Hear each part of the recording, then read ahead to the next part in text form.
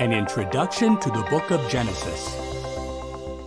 Genesis was completed by Moses in the wilderness of Sinai in 1513 BCE.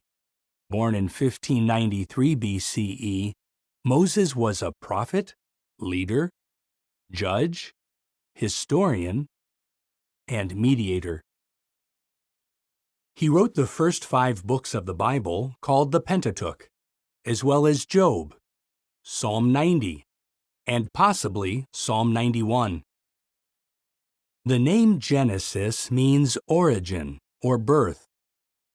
The book explains the origin of the universe and how God prepared the earth for people to live on it. The account also describes the origin of the Israelites and their growth in Egypt until the death of Joseph in 1657 BCE. Genesis has 50 chapters.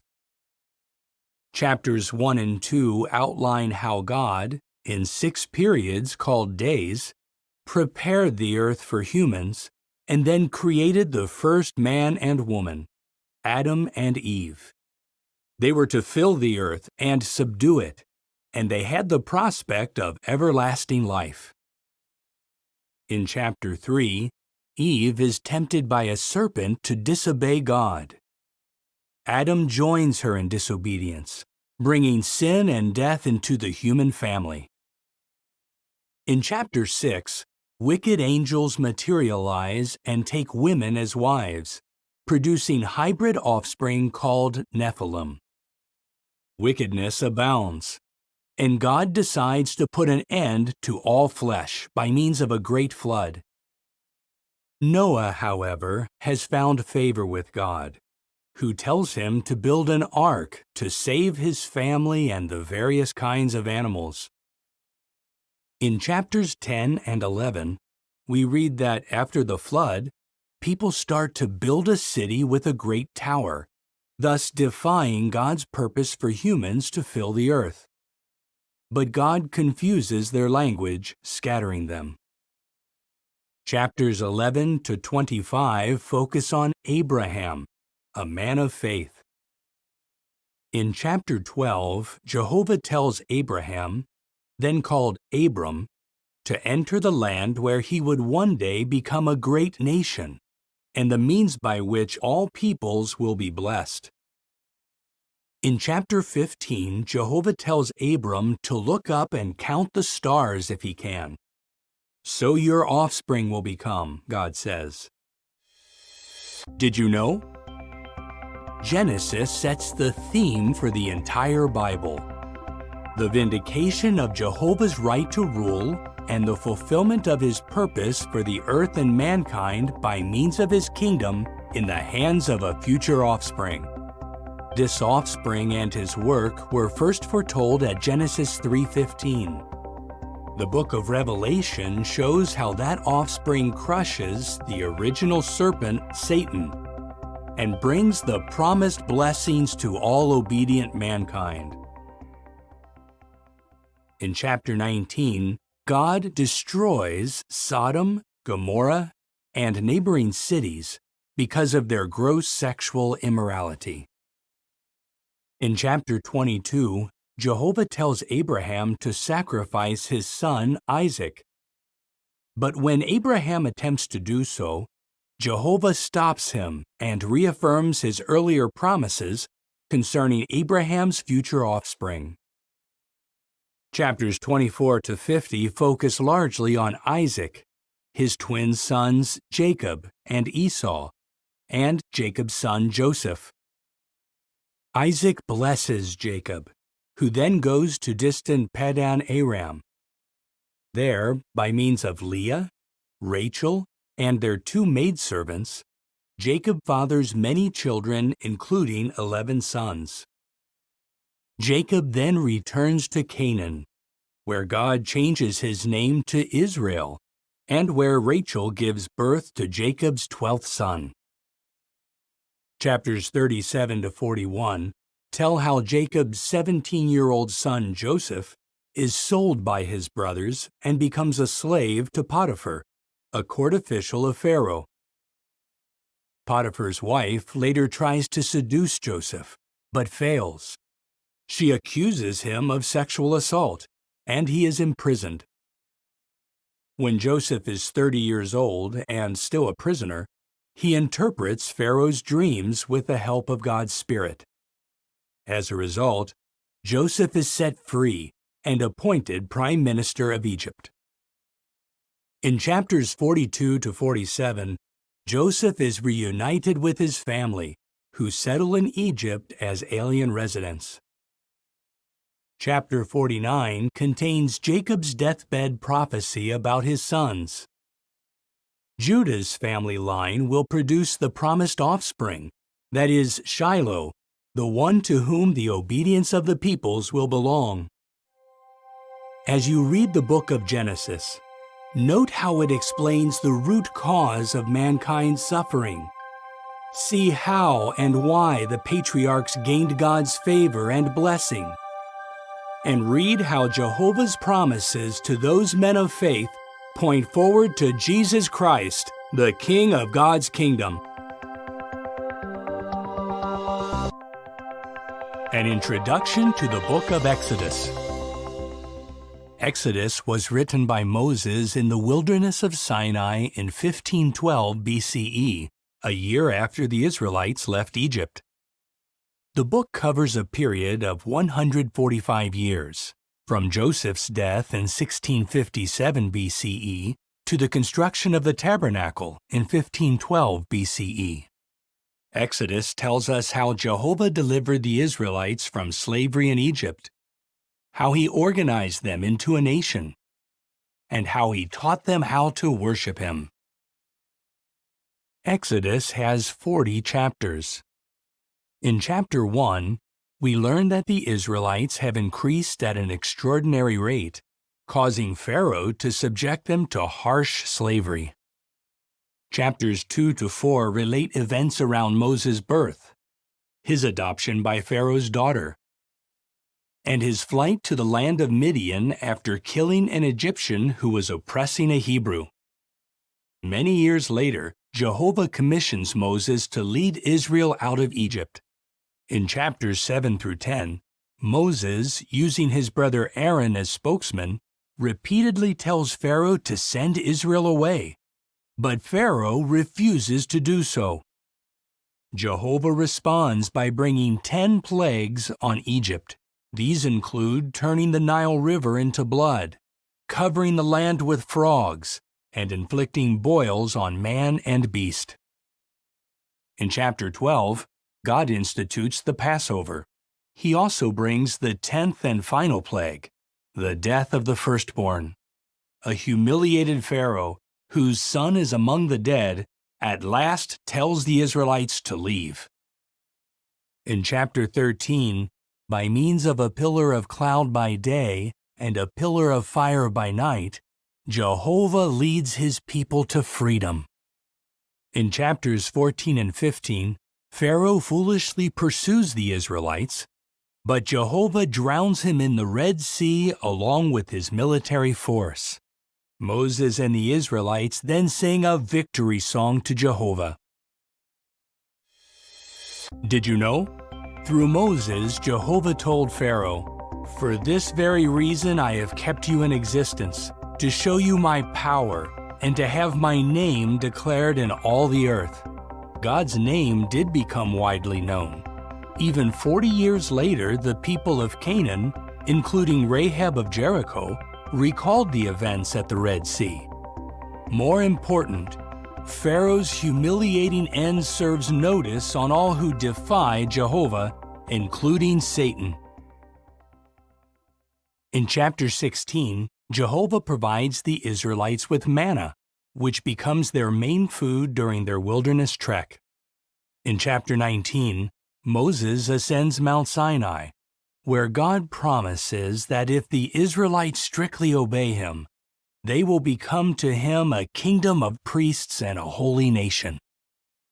In chapter 20, the people witness thunder and lightning, the sound of a horn, and smoke coming from Mount Sinai, as God gives the 10 Commandments.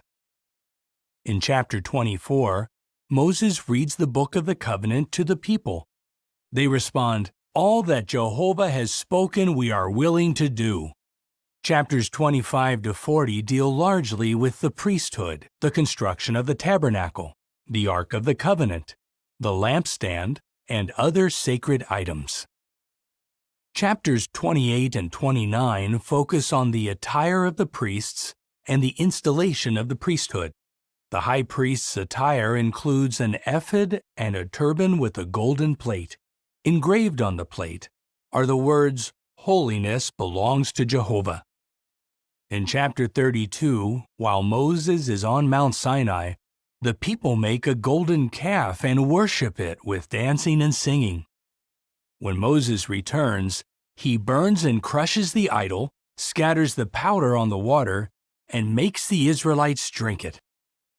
In chapter 34, Moses, again on Mount Sinai, hears Jehovah declare his name and attributes. Chapter 40 tells us that the pillar of cloud covers the completed tabernacle, which fills with God's glory. As you read the book of Exodus, note how Jehovah can humiliate the proud and arrogant. Observe how he uses the humble and meek, and see how his deliverance of Israel strengthens our faith in our future deliverance by means of God's kingdom. An introduction to the book of Leviticus. Leviticus was written by Moses in 1512 BCE in the wilderness of Sinai. The name Leviticus, later given to the book, comes from a Greek word meaning pertaining to the Levites. Yet the book was written not for the Levites alone, but for the entire nation of Israel. Leviticus covers a period of about 1 month, describing the events immediately following the construction of the tabernacle. Leviticus focuses on Jehovah's holiness and the holiness of his people by their obedience to his statutes. Chapters 1 to 7 set out the various laws about offerings to Jehovah. Chapters 8 and 9 cover the installation of the priesthood, the anointing of Aaron as high priest, and Aaron's first offerings to God. In chapter 10, Jehovah puts to death 2 of Aaron's sons, the priests Nadab and Abihu, for offering unauthorized fire or incense. Jehovah then issues the command that priests must not drink alcohol before entering the tent of meeting or tabernacle.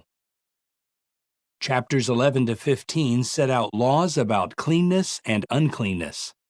In regard to food, Jehovah tells the Israelites which creatures they may and may not eat. Instructions regarding the Day of Atonement are given in chapter 16.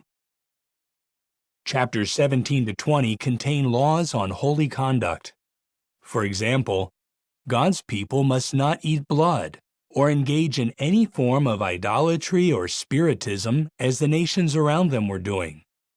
They should show consideration for the blind, the deaf, and the foreign resident, and they should treat the elderly with respect. Did you know? The arrangements mentioned in the book of Leviticus were a shadow of the good things to come, as explained in the book of Hebrews. For example, the high priest typifies Jesus Christ. The blood of the animal sacrifices foreshadows the blood of Jesus. The most holy of the tabernacle represents heaven itself, where Jesus appeared before God on our behalf. Chapters 21 and 22 set out rules for the priesthood. For example, those serving as priests must be sound in body, having no physical defects. Chapters 23 and 24 have instructions about festivals and holy days. Jehovah also provides directions regarding the lamps in the tabernacle and the ring-shaped loaves of showbread. Chapter 24 also highlights the sacredness of God's name. At Jehovah's command, a man who cursed that name is stoned to death. Chapter 25 contains laws about the Sabbath year, the Jubilee year, the restoration of property, and the treatment of the poor. Those who are sold into slavery must be treated kindly as hired workers. Chapter 26 spells out the blessings of obedience to Jehovah and the punishments for disobedience. Chapter 27 closes the book of Leviticus with laws about things vowed to Jehovah and things devoted to Him. As you read the book of Leviticus, note how we should strive to be holy in imitation of Jehovah, why we should deeply respect His holy name, and why we can have confidence that the entire earth will reflect God's holiness under the rule of His Son, the great high priest and king of God's kingdom. An introduction to the book of Numbers. Numbers was written by Moses. He began the writing in the wilderness of Sinai and completed it on the plains of Moab. The narrative covers a period of 38 years and 9 months, from 1512 to 1473 BCE, when Moses finished the writing. Numbers gets its name from the 2 times that Moses numbered the people, first at Mount Sinai and later on the plains of Moab. The book highlights Jehovah's ability to lead His people.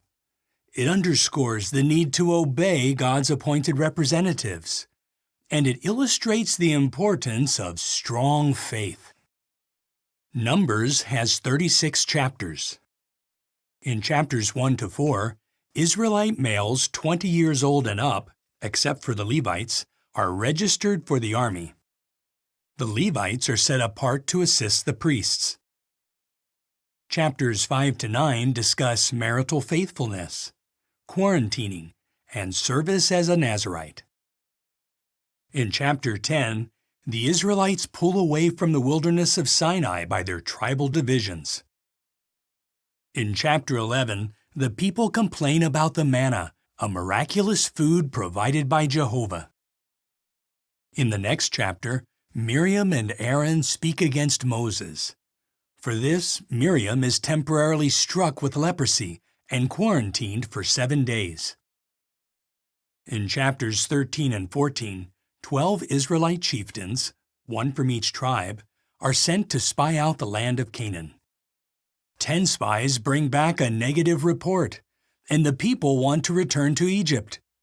For this gross lack of faith, the Israelites must wander in the wilderness for 40 years until that generation has died. Did you know? Joshua and Caleb were the only spies who had faith in Jehovah. So they were the only spies who would enter the Promised Land. And they did. Caleb inherited the field and settlements of Hebron. Joshua's inheritance was in the mountainous region of Ephraim, where he died at the age of 110. Chapters 15 to 17 discuss the various offerings for sins, as well as the rebellion and execution of Korah, Dathan, Abiram, and their supporters. In chapter 21, the people again complain about the manna, calling it contemptible bread. In chapters 22 to 24, Moabite king Balak hires Balaam, a greedy non-Israelite, to curse Israel. But Jehovah makes Balaam pronounce blessings. In chapter 25, many of God's people commit sexual immorality with Moabite women. This leads to idolatry and the death of 24,000 Israelites by a scourge from God. In the next chapter, Moses takes the second census. In chapter 27, the daughters of Zelophehad tell Moses that they have no brother to carry on the family inheritance. Jehovah directs that in such situations, a daughter may have that privilege. Then, God commands Moses to ascend a mountain in the region of Abiram to view the Promised Land. Because Moses is soon to die, Jehovah tells him to appoint Joshua to lead Israel into Canaan. Chapters 31 to 36 discuss the apportioning of Canaan and other matters as the Israelites prepare to cross the Jordan River. As you read the book of Numbers, note how Jehovah patiently guides his people. See why we need to obey those appointed to take the lead among us, and reflect on our need for strong faith as we approach a far greater promised land, the new world under God's kingdom. An introduction to the book of Deuteronomy. Deuteronomy was written by Moses on the plains of Moab in 1473 BCE, just before the Israelites entered the Promised Land. The name Deuteronomy means second law, or repetition of the law. However, the book is also an explanation of the law. Deuteronomy urges the Israelites to love and obey Jehovah in the land he is about to give them. The book consists primarily of 4 discourses, a song, and a blessing by Moses. In the first discourse, found in chapters 1 to 4, Moses reviews Israel's history after the Exodus and urges the people to remember what Jehovah has done for them. For example, Moses reminds them that Jehovah eliminated the faithless and cowardly generation that, 40 years earlier, feared the inhabitants of Canaan. In the second discourse, contained in chapters 5 to 26, Moses exhorts the people to obey God's commandments, not out of mere duty, but because they love Him with all their heart, soul, and strength. Did you know?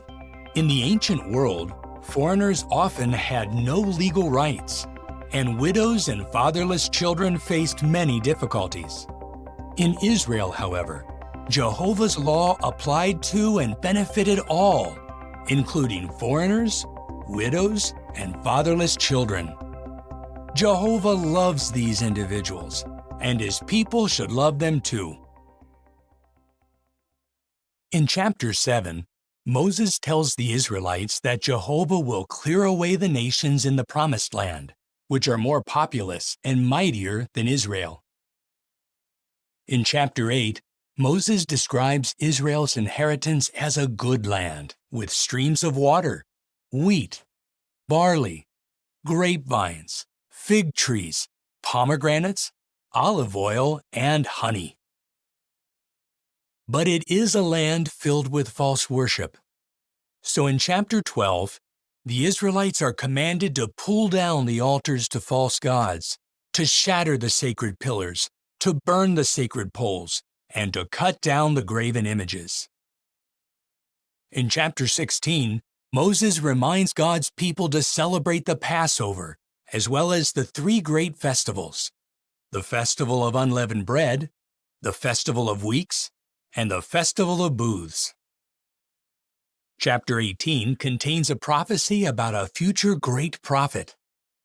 Moses says, "Jehovah your God will raise up for you from among your brothers a prophet like me. You must listen to him." The third discourse in chapters 27 and 28 sets out the cursings for disobedience and the blessings for obedience. After the nation crosses the Jordan River, the cursings are to be recited on Mount Ebal, where half of the tribes are to stand. The other tribes are to stand on Mount Gerizim and bless the people. Chapters 29 and 30 contain Moses' fourth discourse, in which he makes a covenant with the people, telling them to choose life by obeying Jehovah. In chapter 31, Jehovah commissions Joshua as Moses' successor. Joshua should be courageous and strong as he leads the nation into its God-given land. Chapter 32 records the Song of Moses, which powerfully extols God's faithfulness in contrast with the Israelites' unfaithfulness. In chapter 33, we read the blessing that Moses pronounced on the Israelites before his death. In the final chapter, Moses ascends Mount Nebo, where he is shown the Promised Land. Jehovah says, "I have let you see it with your own eyes, but you will not cross over there." Moses then dies at 120 years of age, and Jehovah buries him in a secret location in Moab. As you read the book of Deuteronomy, see how Jehovah blesses those who love him. Note how he withholds his blessing from those who disobey him. And discern how the principles behind God's law are reflected in the teachings of Jesus, the prophet like Moses, who is also the king of God's kingdom. An introduction to the book of Ezra. The book was written by Ezra, a priest from the family line of Aaron. Ezra was a man of faith who made a diligent study of the Scriptures, and as a priest, had the responsibility to teach God's Word to others. He was also a skilled copyist, a job that required meticulous attention to detail.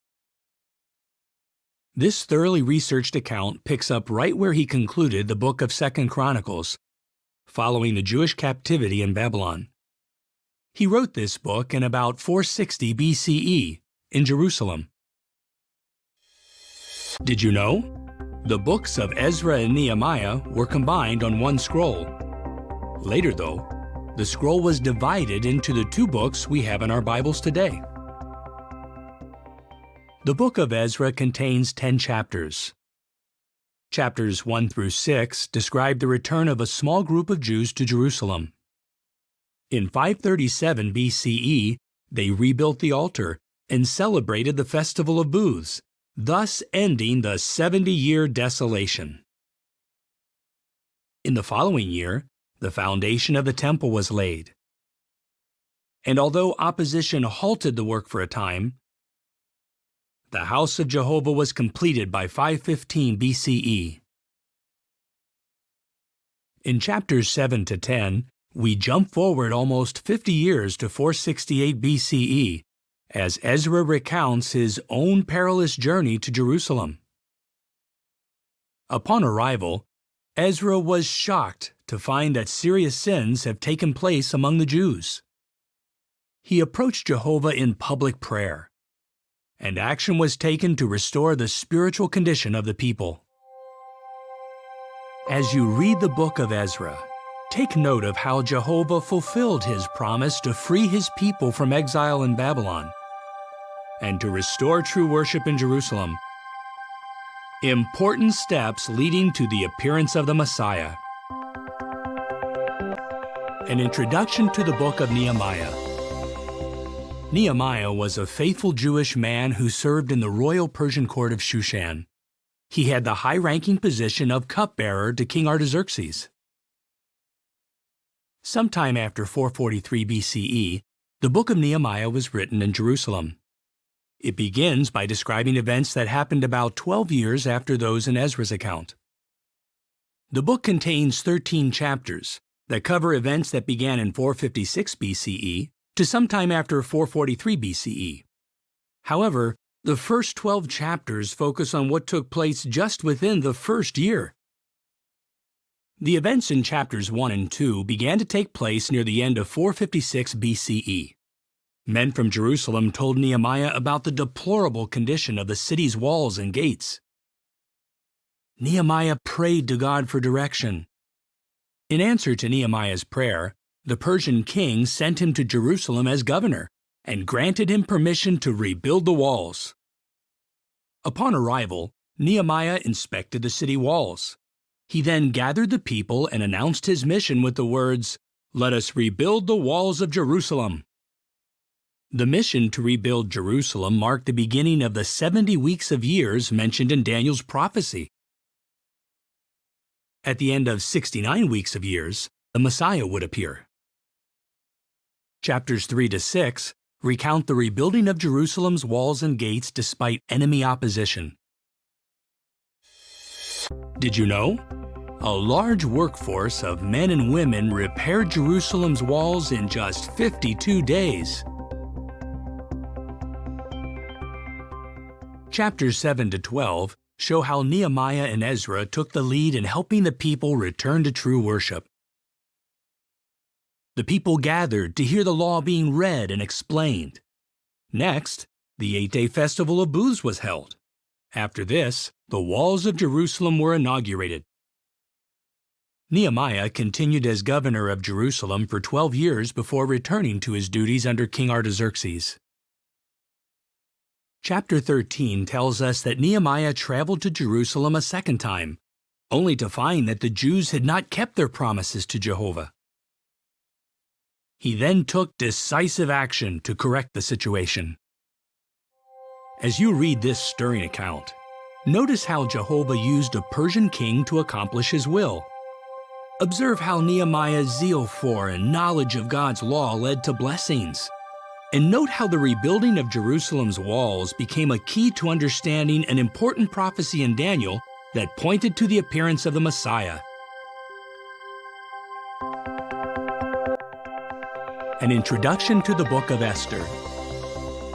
Esther is the second of 2 Bible books bearing a woman's name. The Jewish woman Esther is featured prominently in the account, which was most likely written by Mordecai, Esther's older cousin. When Esther was orphaned, Mordecai became her guardian. Esther and Mordecai became part of the court of King Ahasuerus. The royal court was in Shushan. The city of Shushan was located in the heart of the Persian Empire, which spanned from India to Ethiopia. The book of Esther records events that began in 493 BCE. It was written about 475 BCE and completed before the books of Ezra and Nehemiah were written.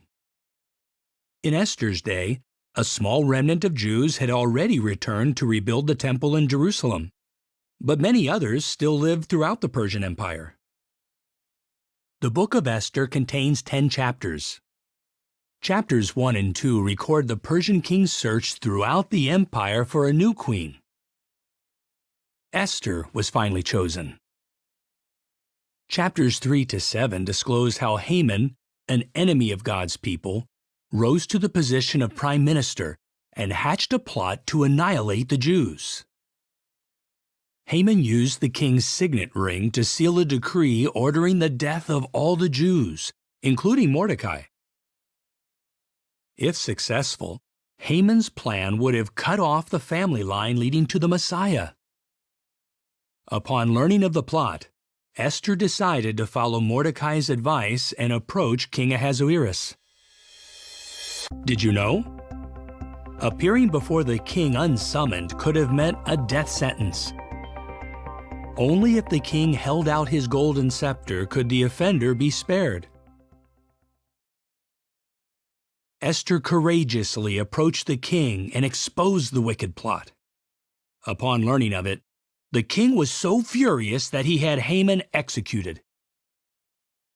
Chapters 8 to 10 relate how Mordecai is appointed prime minister in place of Haman. Esther and Mordecai enacted a new legal decree, sealed with the king's own signet ring, that authorized the Jews to defend themselves when attacked. The decree was sent throughout the empire. Jehovah gave the Jews a great victory and preserved the family line leading to the Messiah. As you read this book, note how Mordecai and Esther skillfully used the Persian legal system to protect the Jews, how Jehovah can deliver his people out of any situation, and how young Esther courageously risked her life to protect God's people and the family line leading to the Messiah. An introduction to the book of Job. This book is grouped with 4 other poetic books, and it is among the oldest books in the Bible. It was completed by Moses about 1473 BCE, toward the end of the Israelites' 40-year trek in the wilderness. The man Job lived in Uz. Shem, a forefather of Abraham, was likely an ancestor of Job as well. Even though Job was not an Israelite, he was a worshiper of Jehovah. Job was very wealthy. He had many servants and owned thousands of sheep, camels, and other livestock.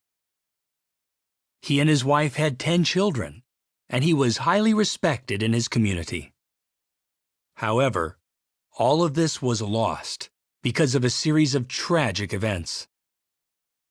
At the time Job's trials took place, Jehovah said that there was no one like Job on the earth. Therefore, we can place these events after the death of the faithful man Joseph, but before Moses became leader over Israel. The book of Job contains 42 chapters. Chapters 1 and 2 reveal events that took place in the heavens. Satan challenged Jehovah and claimed that Job would not remain faithful when faced with adversity. Chapters 3 to 31 contain several rounds of debates between Job and his 3 companions, Eliphaz, Bildad, and Zophar. Eliphaz ridiculed Job's integrity and implied that man is useless to God. Bildad suggested that Job was suffering as punishment for his sins. Zophar harshly insinuated that Job was wicked. Job attempted to defend himself from these accusations, but in doing so, he made incorrect statements about Jehovah. In chapters 32 to 37, after listening to what Job and his companions had to say, the young man Elihu offers wise counsel. Then, in chapters 38 to 41, Jehovah, speaking out of a windstorm, corrects Job's thinking with thought-provoking questions about creation. Did you know? The book of Job describes the earth as suspended upon nothing, a fact that was not widely recognized until centuries later. In the final chapter, God commands Job's 3 companions to offer a sacrifice and tells them that Job will pray in their behalf. Jehovah then restored Job's health and reputation, gave him double the wealth he had before, blessed him with 7 more sons and 3 more daughters, and allowed him to live for an additional 140 years. As you read this book, pay attention to how this account proves that Jehovah is not the cause of human suffering, how events in the heavens help us to understand the issue of universal sovereignty, and how the outcome of Job's trials gives us a glimpse of future kingdom blessings for those who remain loyal to Jehovah. An introduction to the book of Psalms. Psalms is a compilation of sacred songs, which have been an important feature of true worship that highlight giving praise to Jehovah. In fact, God's name, Jehovah, and a shortened form of it, Jah, appear almost 800 times throughout the book. The writing of the book of Psalms spanned about 1,000 years. Moses is considered to be the earliest composer. The Psalms were compiled after the return of the Jews to Jerusalem from Babylonian exile, apparently by the scribe Ezra. Although Jehovah inspired such men as Solomon, the sons of Korah, the house of Asaph, and others to pen these moving expressions of faith, more than half of the Psalms are attributed to David. The different experiences in David's life provided the background for many of the Psalms. The headings or superscriptions found at the beginning of many Psalms identify the writer and give other information about the Psalm. The book is made up of 150 chapters. It is the largest book of the Bible. The Psalms were compiled into 5 separate books or volumes. Several themes are developed in these lyrical works. Consider just 3 of them. Praise to Jehovah is a recurring theme. Many Psalms praise Jehovah for His saving acts. Other Psalms praise Jehovah for His creative works, from the marvels of the human body to the earth and seas. Psalm 83 praises Jehovah as the Most High over all the earth. Another theme developed in Psalms is that Jehovah helps and comforts those who love Him. Jehovah is referred to as the hearer of prayer and as a merciful Father who pardons repentant sinners. Psalm 23 describes Jehovah as a loving shepherd who guides, protects, and cares for His people. An additional theme is that Jehovah will transform the earth into a paradise by means of the Messianic kingdom. This kingdom will remove all wickedness and bring peace to the earth.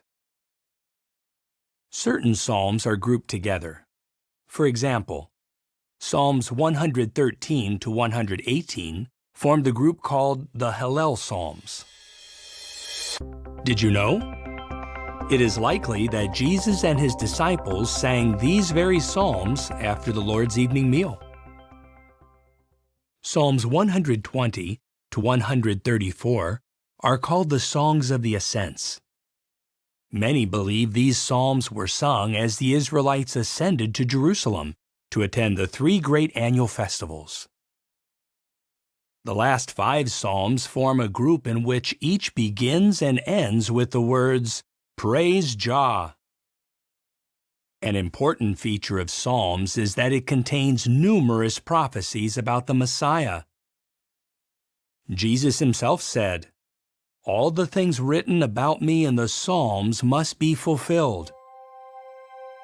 As you read the book of Psalms, take note of how it supports Jehovah's sovereignty, how Jehovah helps and comforts those who love Him, and how Jehovah will transform the earth into a paradise by means of His Messianic kingdom.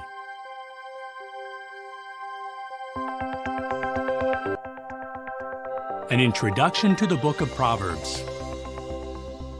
King Solomon composed the majority of the Proverbs. Solomon became king of Israel in 1037 BCE, and Jehovah gave him extraordinary wisdom. Most of Solomon's Proverbs, or wise sayings, were written down during his reign. However, it seems that the entire collection of Proverbs was compiled into one book sometime around 717 BCE in Jerusalem, before the end of King Hezekiah's reign. The book of Proverbs provides divine guidance for virtually every aspect of daily life, from business dealings to family matters. As such, it helps prepare us for life under God's kingdom. Proverbs contains 31 chapters and may be divided into 5 sections. The first 3 sections are attributed to Solomon. Chapters 1 to 9 make up Section 1, which consists of short discourses containing a father's advice to a son. The father warns the son about the bad results of acting on wrong desires, while emphasizing the good results of trusting in God's wisdom. Section 2, called the Proverbs of Solomon, and Section 3, called the Proverbs of Solomon transcribed by King Hezekiah's men, both present concise sayings designed to make the reader think. Many of these proverbs contrast the traits we should avoid with the ones we should cultivate. Many contrasts are used, such as laziness versus diligence, and selfishness versus generosity. These short parallels are instructive and easy to follow. These 2 sections contain more than 500 of Solomon's Proverbs. Did you know? The Bible tells us that King Solomon spoke 3,000 proverbs and composed 1,005 songs.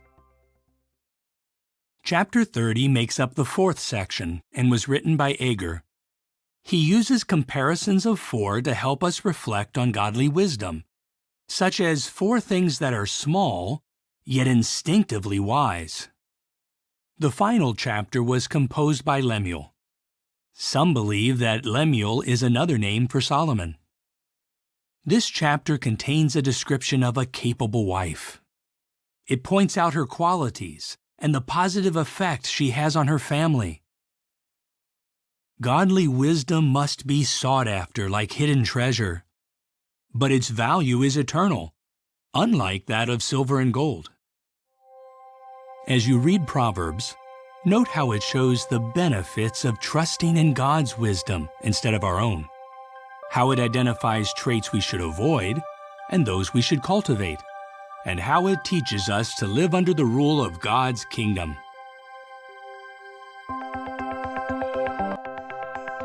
An introduction to the book of Ecclesiastes.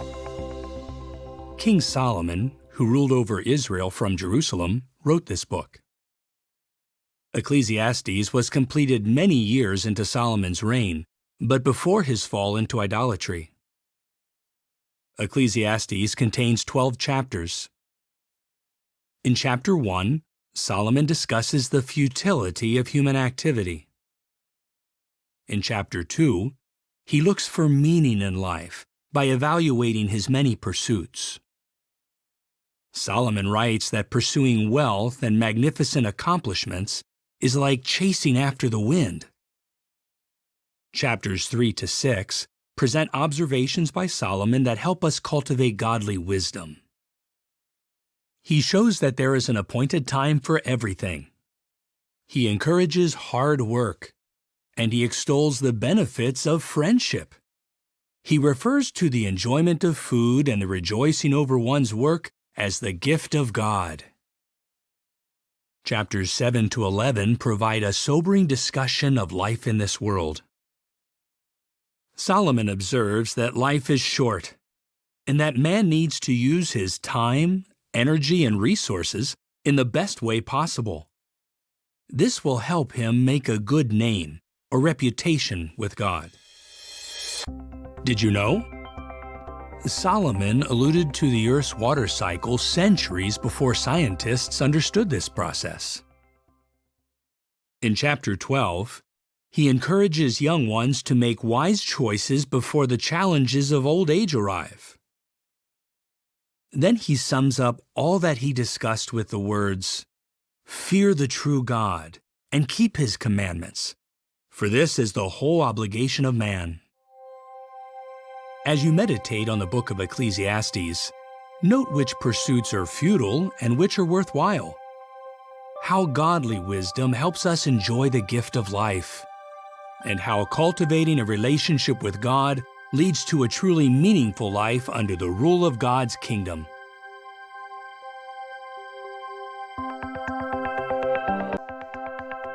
An introduction to the Song of Solomon, also known as Canticles. King Solomon wrote this poetic book in Jerusalem. It was composed sometime after the temple was built. Of the many songs composed by Solomon, this is considered his greatest. The main character is the Shulamite girl. Other characters included in this drama are the Shulamite's brothers, the shepherd, Solomon, the daughters of Jerusalem or ladies of Solomon's court, and the daughters of Zion or women of Jerusalem. The song is presented through a series of conversations in which the speakers are constantly changing. Although the characters speaking are not named, they can be identified by what they say or what is said to them. The Song of Solomon consists of 8 chapters. Chapters 1 and 2 contain events that take place near the town of Shunem, which was also called Shulam.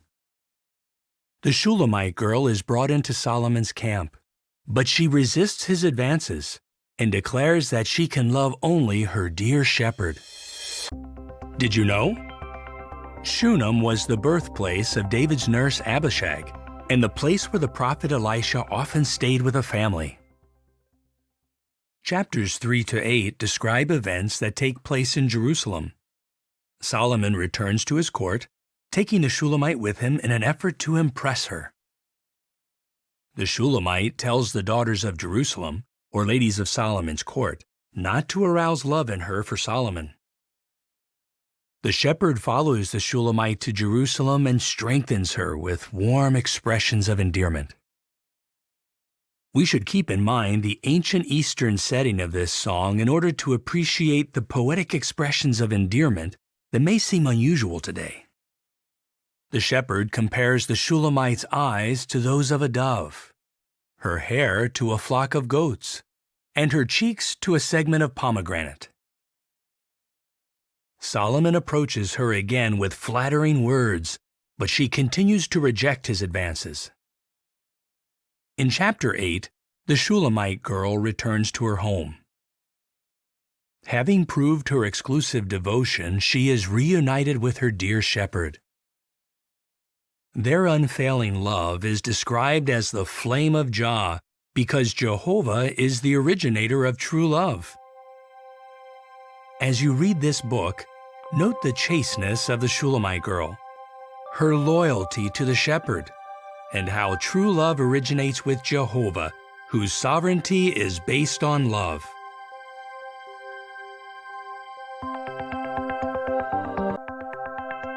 An introduction to the book of Isaiah. Isaiah served as Jehovah's prophet. He wrote the book bearing his name while stationed in Jerusalem, the capital of the two-tribe kingdom of Judah. Isaiah had two sons, Shear-Jashub and Maher-Shalal-Hash-Baz. Their names signified events that would soon affect the kingdom of Judah. Isaiah prophesied for at least 46 years during the reigns of Judean kings Uzziah, Jotham, Ahaz, and Hezekiah. He completed the book sometime after 732 BCE.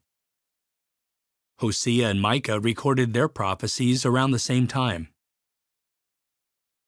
Some of the events foretold by Isaiah were the fall of the northern kingdom of Israel, which occurred in Isaiah's lifetime, the destruction of Jerusalem, which happened more than 100 years later, the fall of Babylon, about 200 years after Isaiah's day, and the appearance of the Messiah, which occurred over 700 years after the prophecy was recorded.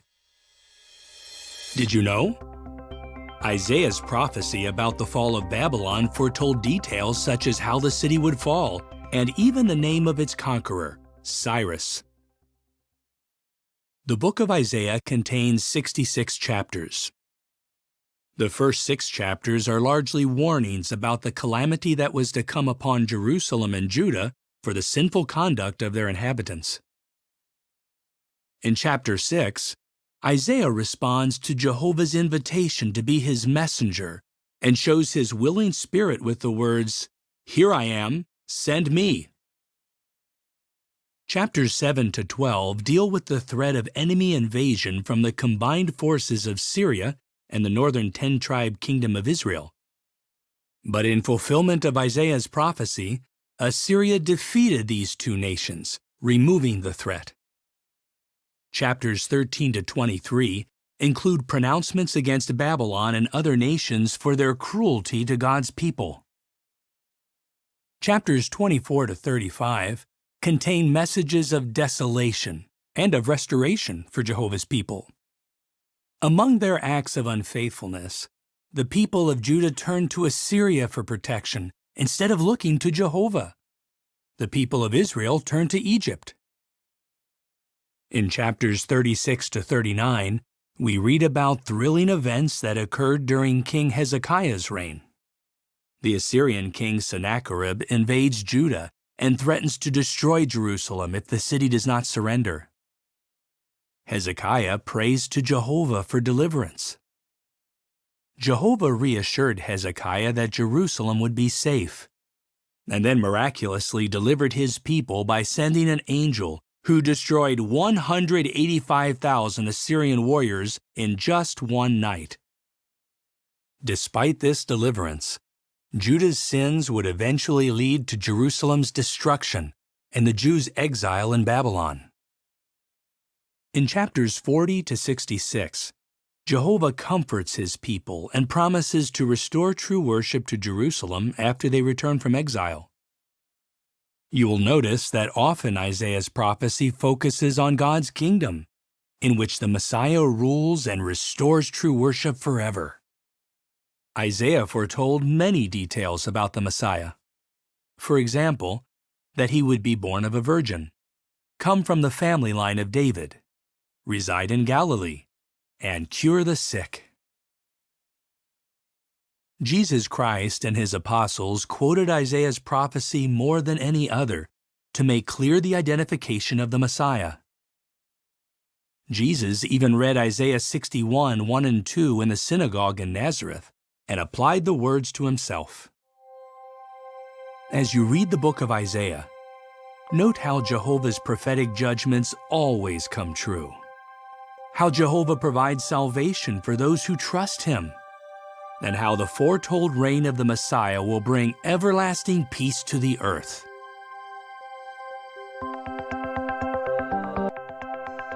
An introduction to the book of Jeremiah. Jehovah used the prophet Jeremiah to write one of the largest books in the Bible. In addition to being a prophetic book, the book of Jeremiah provides an account of the prophet's own experiences and personal feelings. Before Jeremiah was born, Jehovah took special interest in this boy who would be born into a priestly family. Jeremiah became a researcher and an accurate historian. He wrote the books of 1st and 2nd Kings and Lamentations. He may have been close to 25 years old when Jehovah appointed him as a prophet in the year 647 BCE. This was less than 100 years after the fall of the northern kingdom of Israel. It was a time of turbulent changes as rival powers jockeyed for control of the region.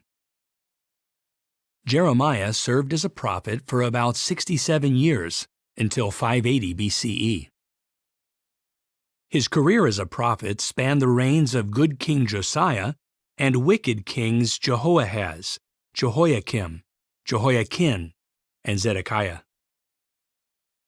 Jeremiah had been a prophet for about 40 years when in 607 BCE, Jerusalem and the temple were destroyed, and a remnant of survivors taken captive to Babylon. Later, Jeremiah was taken to Egypt, where he continued in his assignment as Jehovah's prophet. The book of Jeremiah was completed in 580 BCE, 27 years after Jerusalem's destruction. The prophets Nahum, Habakkuk, Obadiah, and Ezekiel were also inspired to write during this time period. The prophet Daniel was another contemporary, but he did not complete his book until about 536 BCE. The book of Jeremiah contains 52 chapters. The events are not written in chronological order, but according to subject. In the opening chapter, Jehovah commissions Jeremiah as his prophet to convey both a message of judgment and a message of hope. Chapters 2 to 24 include Jehovah pronouncing judgment on the people of Jerusalem for such wicked actions as idolatry and violence. At Jehovah's direction, Jeremiah smashes an earthenware flask to illustrate that God would punish the nation for its bad conduct. Chapters 29 to 34 contain comfort for faithful Jewish exiles.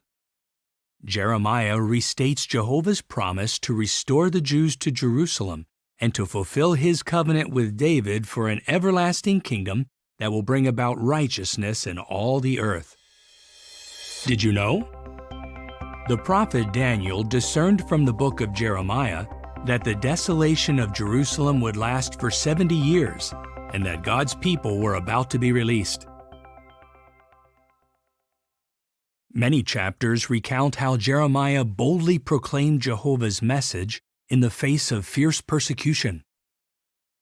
In chapter 36, Jeremiah dictates to his secretary Baruch the words Jehovah directed against God's people and all the nations. On hearing the message read to him, King Jehoiakim cuts up the scroll and throws it into the fire. However, Jehovah directs Jeremiah to have it written again. Chapter 38 relates how King Zedekiah hands Jeremiah over to his enemies, who throw the prophet into a muddy cistern. He is rescued later by Ebed-Melech, a faithful worshiper of Jehovah.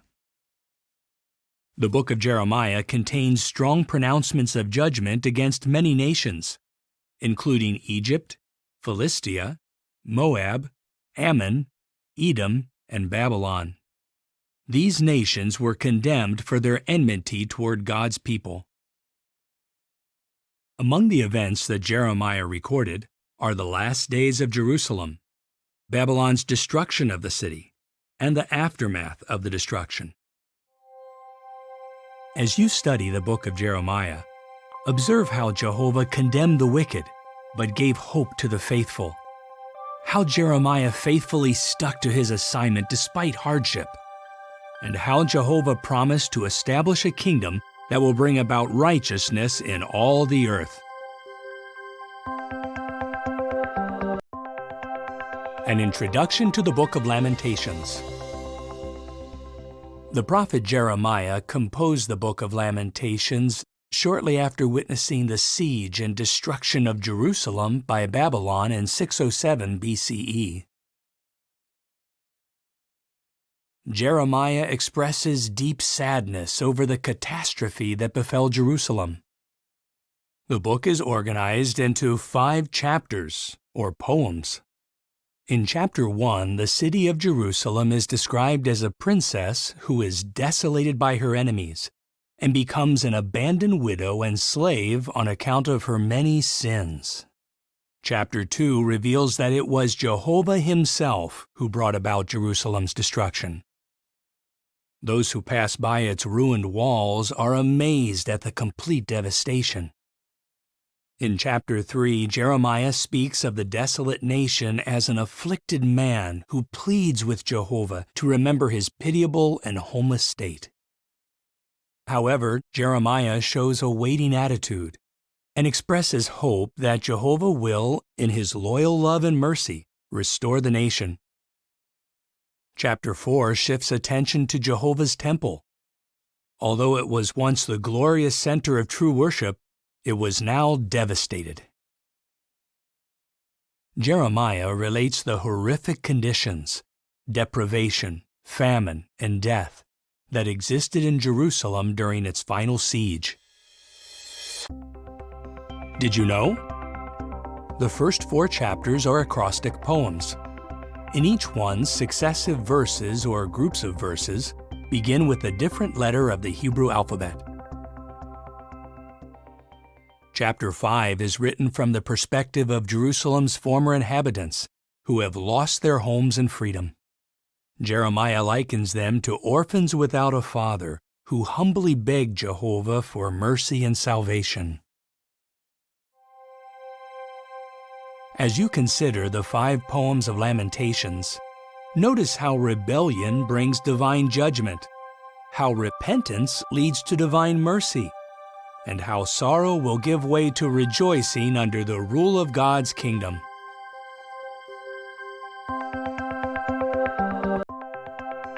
An introduction to the book of Ezekiel. Ezekiel was the son of a priest and served as a prophet of Jehovah. He lived in Judah until 617 BCE when Judean King Jehoiakim was forced to surrender to Babylon. Ezekiel was among the Jewish exiles whom King Nebuchadnezzar took to Babylon at that time. In 613 BCE, Jehovah commissioned Ezekiel to prophesy to the exiled Jews living in Babylonian captivity. Ezekiel faithfully fulfilled his assignment for at least 22 years. He completed his book in about 591 BCE. Ezekiel's prophetic work overlapped that of Obadiah and Jeremiah in Judah and of Daniel in Babylon. The sanctification of Jehovah's name is highlighted throughout the book of Ezekiel. The expression Sovereign Lord Jehovah appears 217 times. The book of Ezekiel has 48 chapters. In chapters 1 to 3, we read about the awe-inspiring visions Ezekiel sees by the river Kibar. During an intense windstorm, Ezekiel beholds 4 magnificent living creatures, or cherubs. Each one has 4 faces, that of a man, a lion, a bull, and an eagle. These faces reflect attributes that Jehovah possesses. Ezekiel is awed by a vision of the heavenly part of Jehovah's organization, which is represented by a celestial chariot directed by God's Spirit. Chapters 4 to 24 contain Jehovah's judgment against Jerusalem and her rebellious, idolatrous people. Ezekiel often communicated Jehovah's prophecies by means of symbolic actions. For example, Jehovah had Ezekiel engrave the city of Jerusalem on a brick and stage a mock siege against it. As a sign of the coming siege, he lay on his side for 430 days. In chapters 25 to 32, Jehovah turns his attention to the surrounding nations. They receive an adverse judgment because of their opposition to his people. Through Ezekiel, Jehovah foretells destruction for the city of Tyre and her king. Did you know? The prophecy against Tyre was fulfilled in 2 stages. Years after Nebuchadnezzar devastated the mainland city, Alexander the Great completed the destruction by building a causeway to the island city of Tyre, using the rubble remaining from Nebuchadnezzar's conquest. Chapters 33 to 48 contain a message of hope and of the restoration of pure worship. In chapters 40 to 48, we read of Jehovah giving Ezekiel a vision of a temple. This vision of the temple underscores Jehovah's high standards for true worship. As you study this prophetic book, take note of Jehovah's awe-inspiring qualities, Ezekiel's unswerving obedience to his instructions, and Jehovah's promise to unite all mankind in pure worship by means of the kingdom.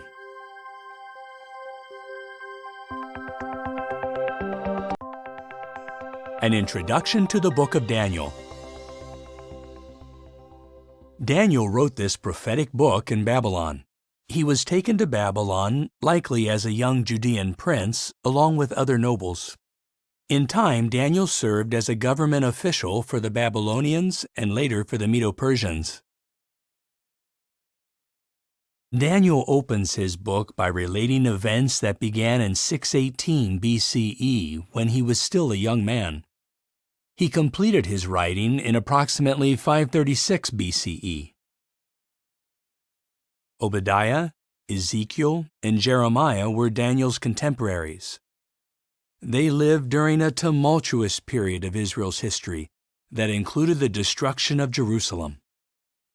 Daniel witnessed the Medo-Persian conquest of Babylon and the return of a faithful remnant of God's people to Jerusalem. However, he did not join those returning to Jerusalem, likely because of his advanced age. The book of Daniel has 12 chapters. Chapters 1 to 6 record in chronological order the experiences of Daniel and those of his 3 companions. Chapters 7 to 12 contain Daniel's account of prophetic dreams and visions that he received by inspiration. Chapters 1, 3, and 6 recount the various tests of integrity that Daniel and his Hebrew companions successfully meet. As young men, they reject food and drink that would make them unclean in God's sight. Sometime after this, Daniel's 3 companions, Shadrach, Meshach, and Abednego, bravely face death in a fiery furnace for refusing to worship an image representing the Babylonian state. Years later, despite an official decree prohibiting petitions to anyone but Darius, Daniel perseveres in prayer to Jehovah, and as a result, is thrown into a lion's pit. With each test, Daniel and his companions maintain their integrity, and Jehovah protects them. Chapters 2 and 4 describe how Jehovah gives Daniel the ability to interpret 2 of King Nebuchadnezzar's dreams. Each of these divinely sent dreams has prophetic significance. The first dream is of an immense image made of various metals. This image represents successive world powers that have had a major influence on God's people. The prophecy ends with the destruction of these powers, and with God's kingdom as the only government ruling over mankind. Nebuchadnezzar's second dream features a tree that reaches to the heavens. It is cut down, and the stump is banded for 7 times. This symbolizes an interruption of rulership. However, the stump is allowed to remain, indicating a restoration of rulership. Chapter 5 relates that handwriting miraculously appears on the wall of the palace where Babylonian King Belshazzar holds a feast. Daniel tells Belshazzar that the handwriting warns of the conquest of Babylon by the Medes and the Persians. Babylon falls that very night. Did you know? A large portion of the book of Daniel was written in the Aramaic language. Aramaic was commonly spoken in ancient times, having the same letters in its alphabet as did Hebrew. Chapters 7 and 8 describe the visions Daniel sees of a series of beasts that picture the rise and fall of Babylon, Medo-Persia, Greece, and Rome. Also, Jehovah gives his Son an everlasting kingdom that will replace all human governments. Chapter 9 relates that Daniel discerns from his study of God's written word that the Jews' release from captivity is imminent. Next, we read that while Daniel is praying, an angel appears to him and reveals details concerning the Messiah. Chapters 10 to 12 discuss the event when an angel again visits Daniel, encourages him, and gives him an additional vision of the future. A large part of the prophecy describes a conflict between 2 kings locked in a struggle for supremacy. The fulfillment of the prophecy would extend to the final part of the days. The angel reassures Daniel of God's approval and tells him that, although he will soon rest in death, he will stand up in the resurrection at the end of the days. As you read this book, note how much Jehovah values Daniel's faithfulness, how Jehovah maneuvers kings and kingdoms according to his purpose, and how Jehovah gives his Son an everlasting kingdom that will replace all human governments.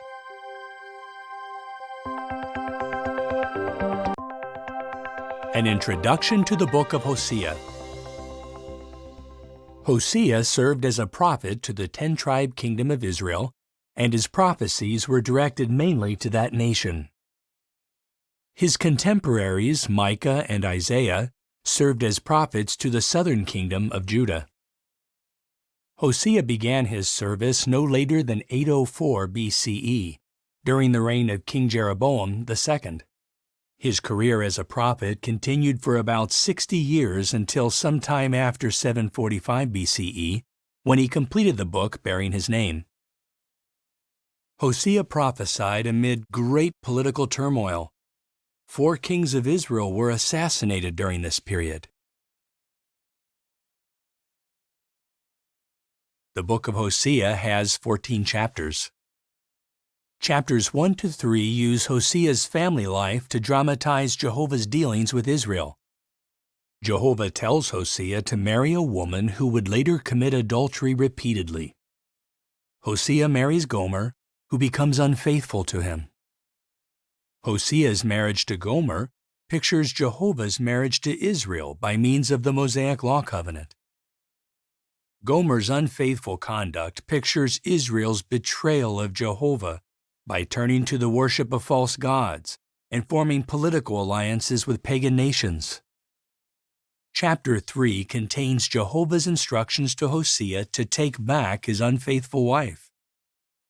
This symbolizes Jehovah's willingness to show mercy to the Israelites if they repent of their idolatry and obey Jehovah. Hosea foretells that Israel will look for Jehovah and for David their king, a prophecy ultimately fulfilled with Jesus as heavenly king. Did you know? The northern 10-tribe kingdom of Israel was at times called Ephraim or Samaria. Ephraim was the dominant tribe of the kingdom, and Samaria was the kingdom's capital city. Chapters 4 to 13 contain judgments against unfaithful Ephraim. These were fulfilled when Assyria overthrew the nation and its capital city, Samaria. Chapter 14 contains a heartwarming invitation to Israel to return to Jehovah, who reassures the people of His mercy. As you study the book of Hosea, note how Jehovah requires unhypocritical worship, is merciful toward repentant wrongdoers, and is loyal to His promise of providing a heavenly king from the line of David.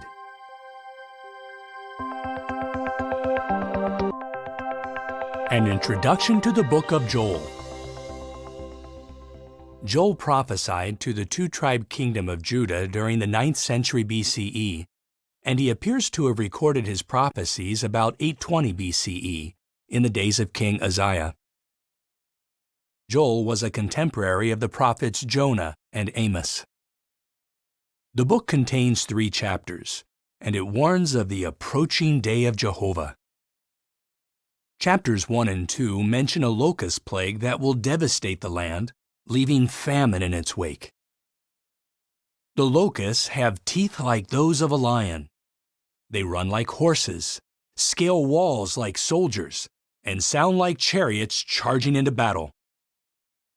Although false worship flourishes in Jerusalem and Judah, Jehovah will not let the rebellious conduct of the people continue. Judah's only hope lies in repenting and turning to Jehovah.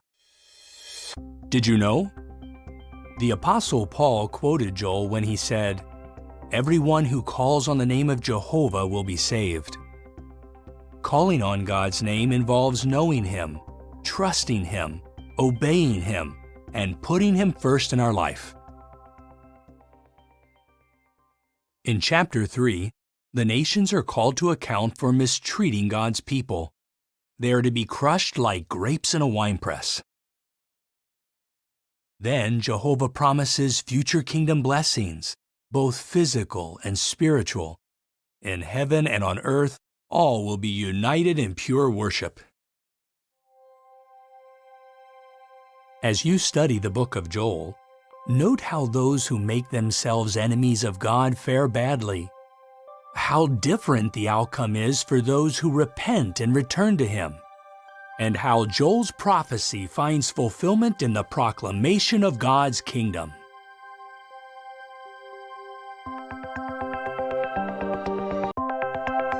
An introduction to the book of Amos.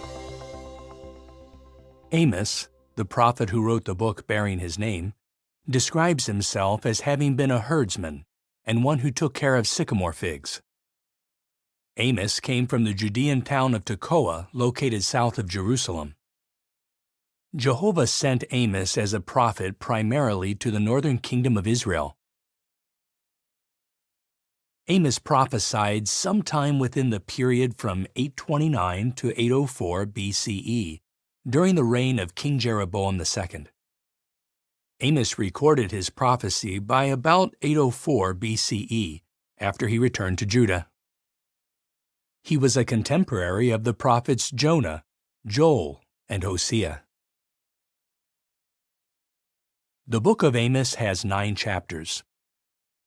Chapter 1 contains judgment messages against a number of surrounding nations. Chapter 2 records pronouncements against Moab, Judah, and the northern 10-tribe kingdom of Israel. Chapters 3 to 6 contain a message of judgment against Israel because of the nation's false religious practices and stubborn refusal to accept discipline. Israel has adopted a greedy, materialistic lifestyle. Luxury-loving wives pressure their husbands to defraud the poor and lowly. Chapters 7 and 8 present a series of impressive visions. Amos sees an unstoppable locust swarm, and then a destructive fire. Next, a plumb line illustrates how far Israel has deviated from Jehovah's requirements. Finally, a basket of summer fruit signifies that Israel's end is near. Did you know? During a meeting of the first century governing body, James, Jesus' half-brother, quoted from the book of Amos to show that Jehovah would gather kingdom heirs from both Jews and Gentiles. Chapter 9 includes Jehovah's promise to raise up the booth of David, referring to the royal line leading to the Messianic kingdom. As you read the book of Amos, note how Jehovah uses humble people to do important work, how those who put faith in material things and ignore God will not prosper, and how Jehovah foretells the establishment of the Messianic kingdom.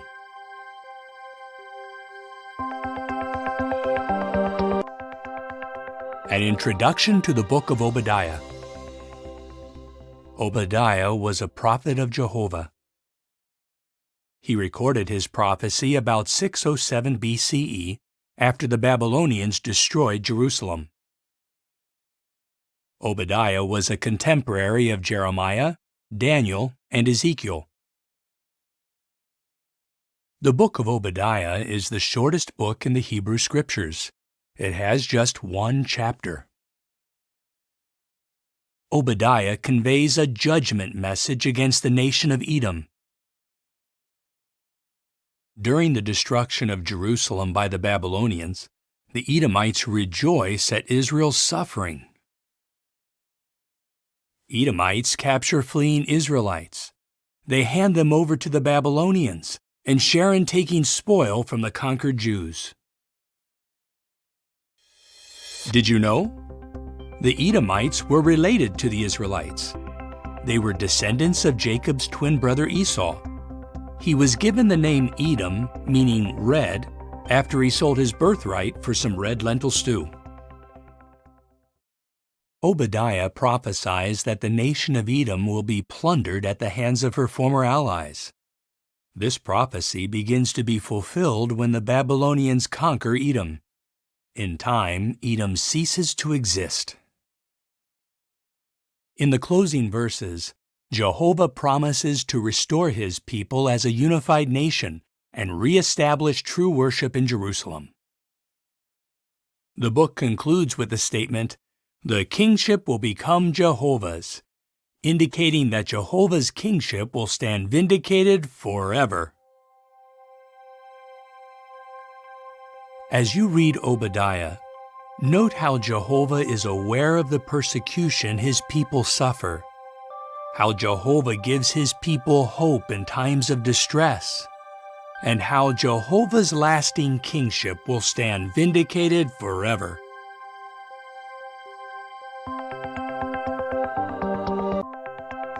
An introduction to the book of Jonah. Jehovah assigned the prophet Jonah to deliver a warning to the Assyrian city of Nineveh. Jonah prophesied sometime during the reign of Israel's king Jeroboam II. Jonah wrote the book bearing his name about 844 BCE. This was about 100 years before Assyria took Israel into exile, and some 200 years before Nahum foretold the destruction of the Assyrian city of Nineveh.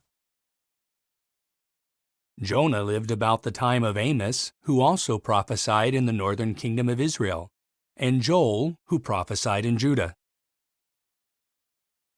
The book of Jonah has 4 chapters.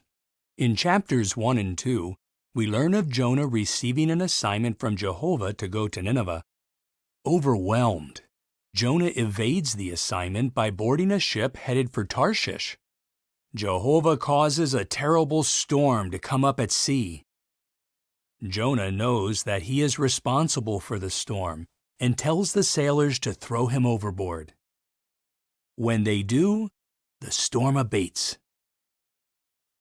Jehovah sends a huge fish to swallow Jonah, From inside the fish's belly, Jonah prays to Jehovah, and his prayer is heard. Jehovah then commands the fish, and it vomits Jonah out onto dry land. Did you know? Jesus foretold that he would die and be resurrected on the third day. He called this the sign of Jonah the prophet, alluding to Jonah's deliverance from the huge fish. Chapter 3 describes how Jonah carries out his assignment. He preaches the message that Nineveh will soon be overthrown. To Jonah's surprise, however, the Ninevites repent, and Jehovah mercifully spares them. Chapter 4 reveals that instead of rejoicing over the repentance of the Ninevites, Jonah becomes angry. He sets up a shelter outside the city to see what will happen. Jehovah uses a bottle gourd plant and a worm to teach Jonah a valuable lesson in loyal love and mercy. As you read the book of Jonah, note how Jonah accepted correction and fulfilled his assignment, how Jehovah displayed loyal love and mercy toward the repentant Ninevites, and how Jesus used Jonah's experience to foretell his own death and resurrection, which opens the way to everlasting life under God's kingdom.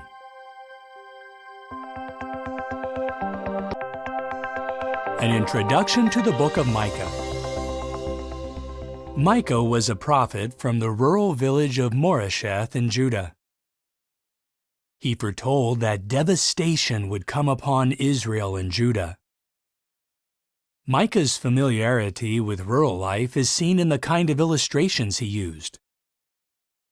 He served as a prophet for about 60 years during the reigns of Judean kings Jotham, Ahaz, and Hezekiah, and he completed his book in Judah sometime before 717 BCE.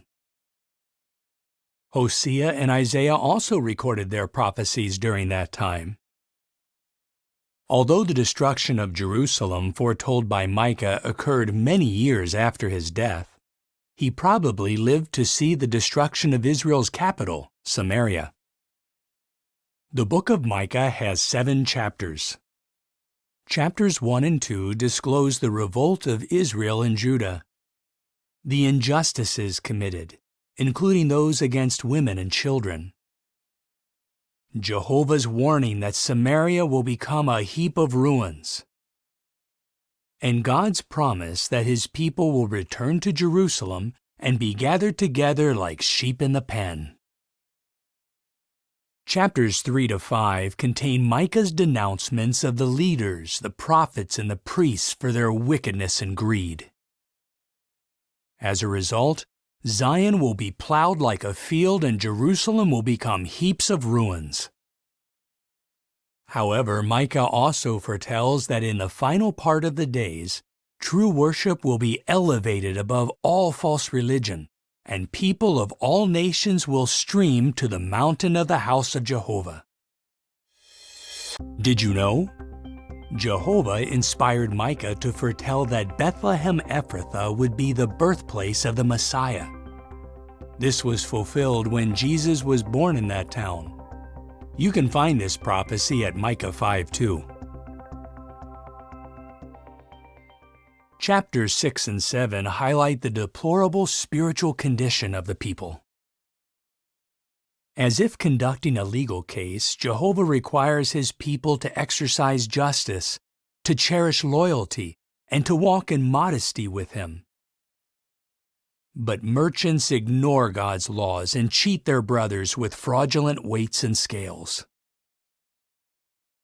Micah also expresses his confidence that Jehovah will hear his pleas for justice and show loyal love toward his people. As you read the book of Micah, notice how Jehovah asks of us only what is reasonable and beneficial, how Micah trusts Jehovah to carry out judgment against the wicked, and how true worship will be restored to an elevated position by means of God's kingdom.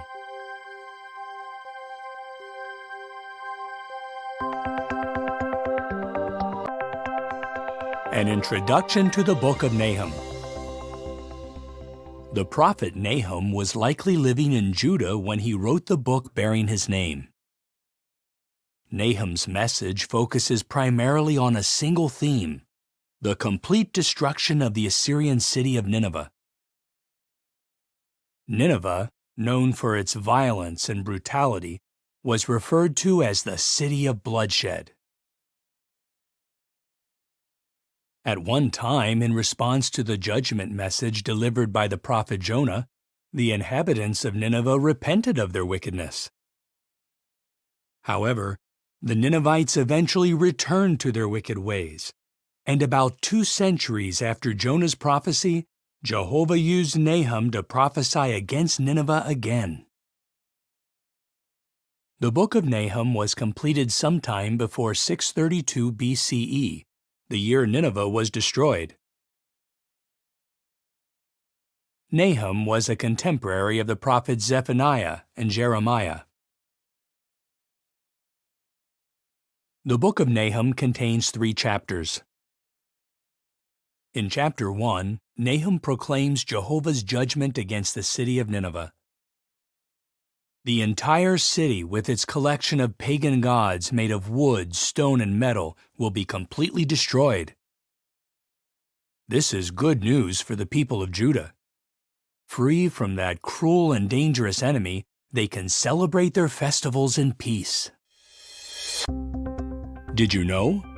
We can trace Nineveh's origin back to the days of Nimrod, the founder of the first empire to exist after the flood.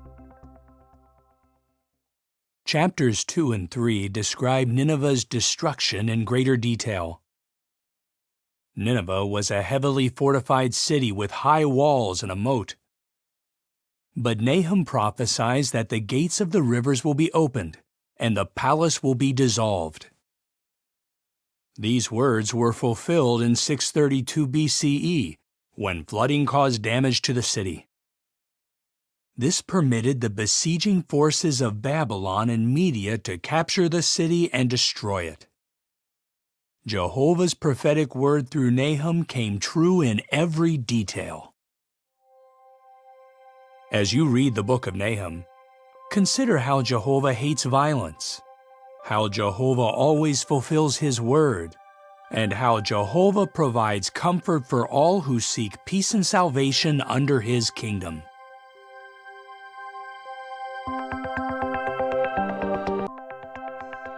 An introduction to the book of Habakkuk. Habakkuk served as a prophet in Judah. From the book's closing notation, "To the director with my stringed instruments," it has been inferred that Habakkuk may have been a temple musician. He wrote the book bearing his name about 628 BCE, some 20 years before the destruction of Jerusalem. He was a contemporary of Jeremiah, who also served in Judah. The book of Habakkuk has 3 chapters.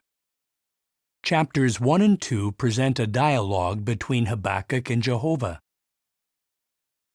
The prophet expresses dismay over the violence, oppression, and injustice that are prevalent in Judah. Jehovah declares that soon the Chaldeans will be used to punish the nation of Judah. Jehovah assures Habakkuk that this divine judgment on Judah will not be late, and that the Chaldeans will also be punished later for their own acts of cruelty and wickedness. Did you know? In Habakkuk's day, Jehovah's temple was in Jerusalem, and the Davidic dynasty had ruled uninterrupted from there for over 4 centuries.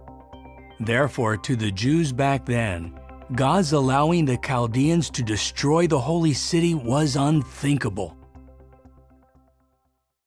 Chapter 3 is a prayer of Habakkuk that is expressed in songs of mourning. Habakkuk recalls past manifestations of Jehovah's power.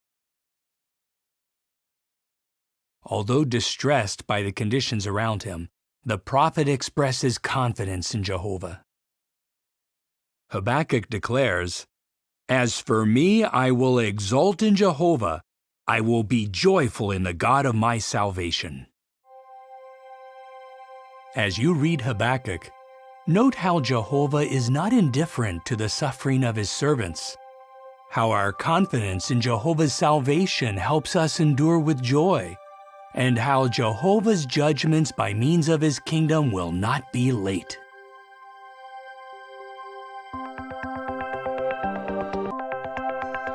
An introduction to the book of Zephaniah. Zephaniah was a prophet of Jehovah in Judah, and he wrote the book bearing his name. He prophesied early in the reign of faithful King Josiah. He completed his book before the year 648 BCE, some years before Nahum and Habakkuk wrote their books, and over 40 years before the destruction of Jerusalem in 607 BCE. The book of Zephaniah contains 3 chapters. Chapter 1 warns the people of Judah that Jehovah's day of judgment is approaching quickly. The people are focusing on material wealth, worshiping false gods, and assuming that Jehovah will not intervene in their affairs. In chapter 2, the people are urged to seek Jehovah. They should trust in God and live by his righteous standards. Did you know? Zephaniah's efforts bore fruit. Young King Josiah carried out a campaign against false worship to rid the nation of idolatry and to restore true worship at the temple. Chapter 2 conveys a message of doom against the surrounding nations of Philistia, Ammon, Moab, Ethiopia, and Assyria. In chapter 3, Jerusalem's proud inhabitants continue to disobey Jehovah despite his warning. Although Jehovah promises to remove the haughty ones, he offers hope and joy to humble, repentant ones. As you read the book of Zephaniah, note how we should guard against thinking that Jehovah's day will not arrive, how those who seek Jehovah will be saved, and how Jehovah gathers humble ones to be subjects of his kingdom.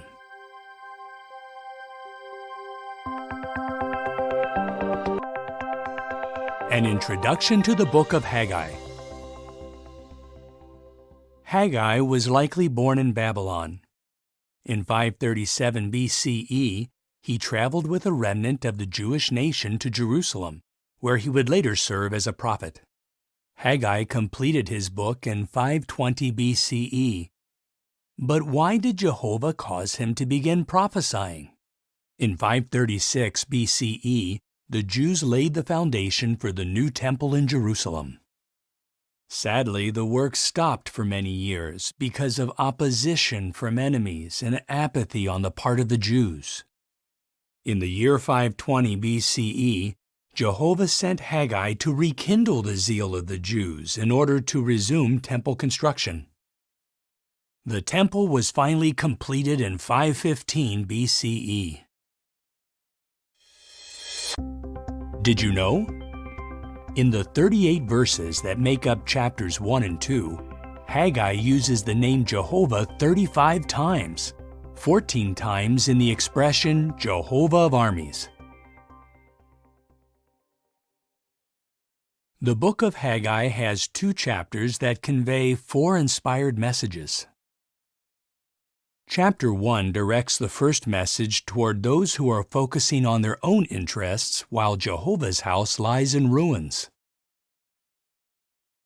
Governor Zerubbabel, High Priest Joshua, and the rest of the people respond favorably and go to work on the temple just 23 days after Haggai started to prophesy. In chapter 2, Haggai delivers the second inspired message. Jehovah promises that he will shake the nations and cause their precious things to come in, and that he will fill his house with glory. Later, Haggai delivers the third inspired message to the priests, explaining that neglect of pure worship has made the nation unclean before God. Then Haggai proclaims the fourth message. Again, Jehovah speaks of shaking the heavens and the earth, but this time it will mean the complete annihilation of human kingdoms.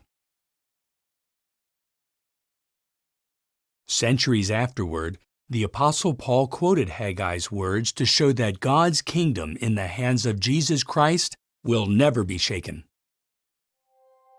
As you read Haggai, note how personal interests must take a backseat to spiritual interests, how mere formalistic worship does not please Jehovah, and how God's kingdom in the hands of Jesus Christ will never be shaken.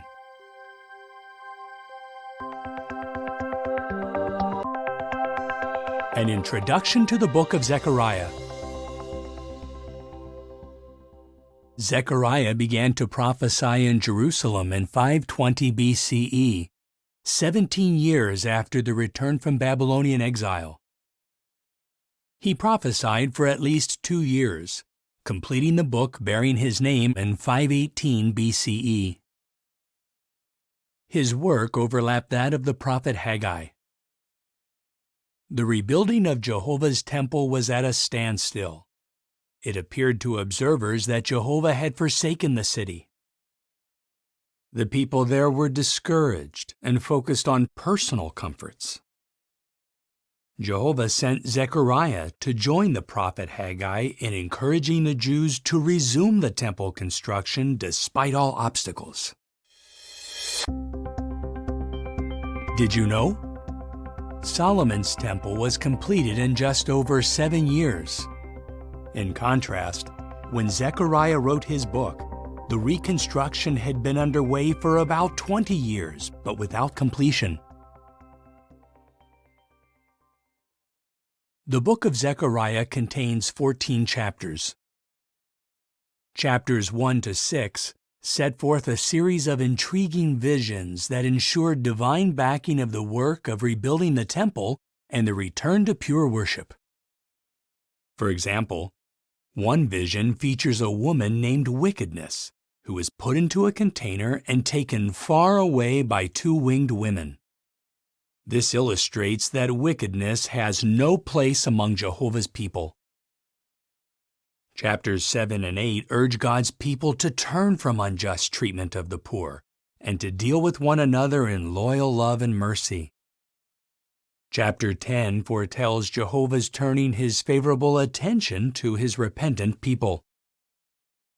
Zechariah also recorded several significant prophecies about the Christ.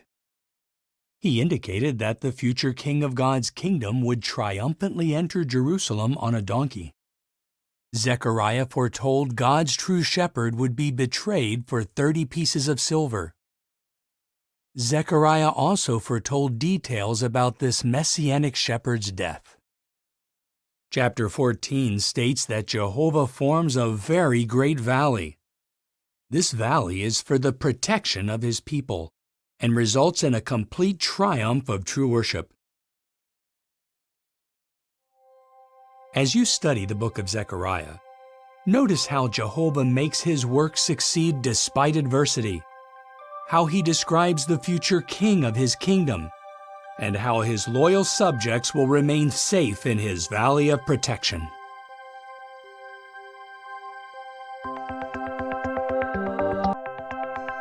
An introduction to the book of Malachi. The prophet Malachi wrote this book in Jerusalem after the Jews returned from Babylon. He proved to be a fearless spokesman for Jehovah. Malachi completed writing his prophecy sometime after 443 BCE, many years after Haggai and Zechariah wrote their books, but about the same time Nehemiah wrote his book. About a century had passed since the first Jewish exiles returned to Jerusalem. The temple had been rebuilt, and the rebuilding of Jerusalem's walls was completed, but the nation still needed spiritual guidance. The book of Malachi has 4 chapters. In chapters 1 and 2, Jehovah denounces the priests for their corrupt practices.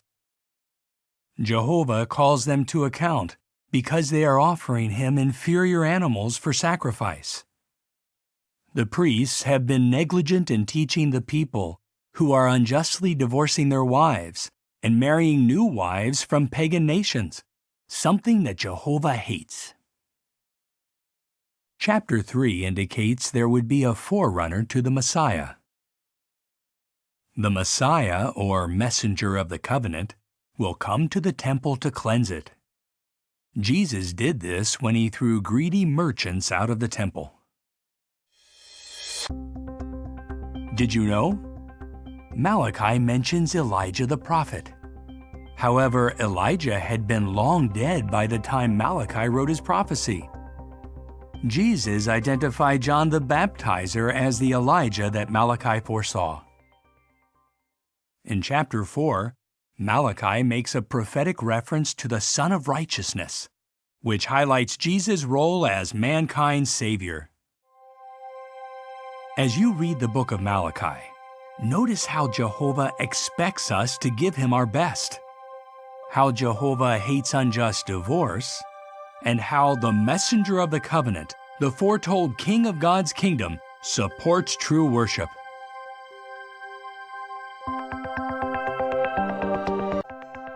An introduction to the book of Matthew. Matthew was working as a tax collector in Capernaum when he was invited by Jesus to become a disciple. Later, after the Passover of 31 CE, he was also chosen as one of the 12 apostles. Matthew personally witnessed most of Jesus' 3.5-year ministry. And around the year 41 CE, he was the first to write an account of Jesus' life and teachings. His account would eventually become one of the 4 Bible books, along with Mark, Luke, and John, known as the Gospels. The book of Matthew focuses on the time period between 2 BCE and 33 CE. It includes events just before Jesus' birth and ends with Jesus' command to go make disciples. Did you know? Although Matthew is the first book of the Christian Greek scriptures, there is evidence that it was originally written in Hebrew. Sometime later, Matthew himself may have translated his gospel into Greek. The book has been divided into 28 chapters. In the first 18 chapters, much of the content is arranged by subject, focusing on the teachings found in Jesus' public discourses. Starting in chapter 19, however, Matthew turns his attention to the last days of Jesus' ministry and generally relates the events in the order that they happened. About 40% of Matthew's gospel is unique, describing events and details not found in the other 3 gospels. It begins with Abraham and lists the family line of Jesus through his adoptive father Joseph, proving that Jesus is the legal heir of King David.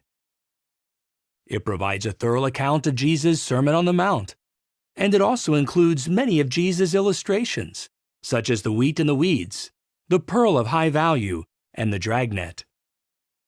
Matthew's account greatly emphasizes that the theme of Jesus' teaching was the kingdom of the heavens.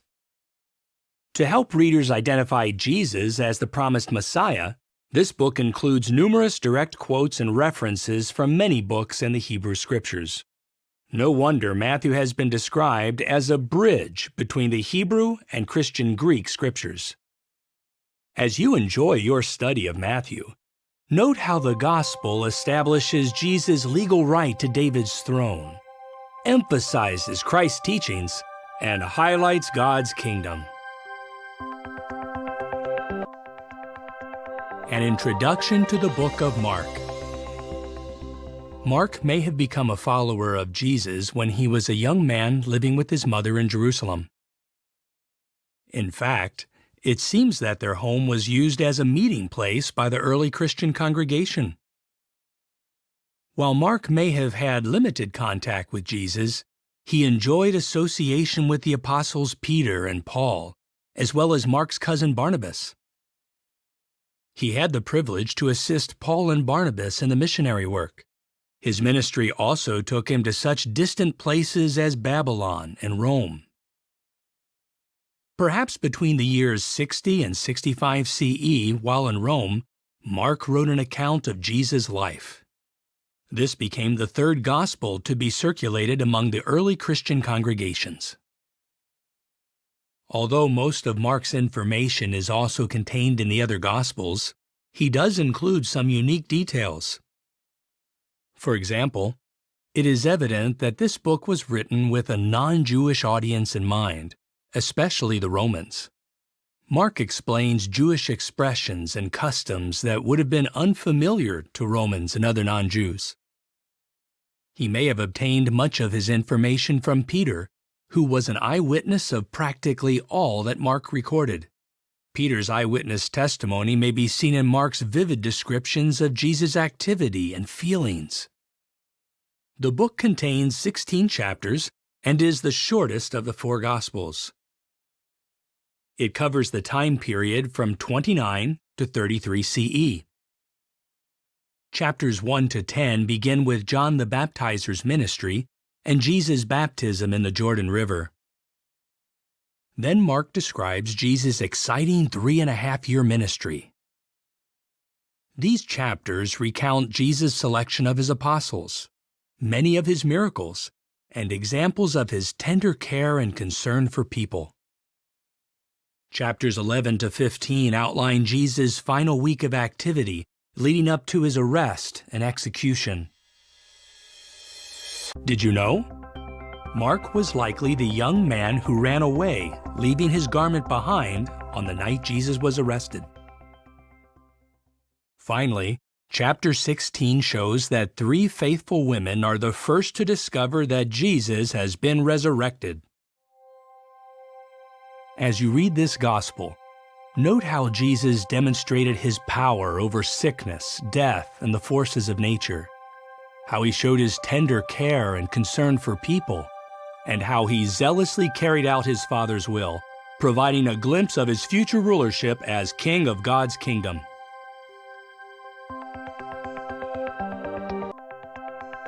An introduction to the book of Luke. Luke was a physician. Like the gospel writer Mark, Luke was not one of Jesus' 12 apostles. Also, Luke did not refer to himself as an eyewitness of the events in Jesus' life.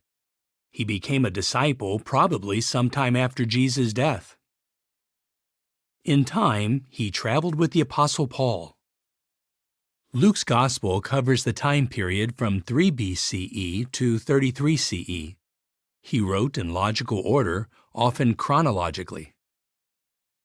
Nearly 60% of the material in this book is unique in comparison with the other Gospels.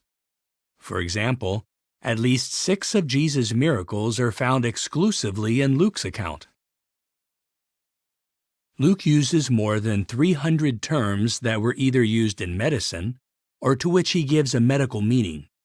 Only Luke speaks of a man full of leprosy and of Peter's mother-in-law having a high fever.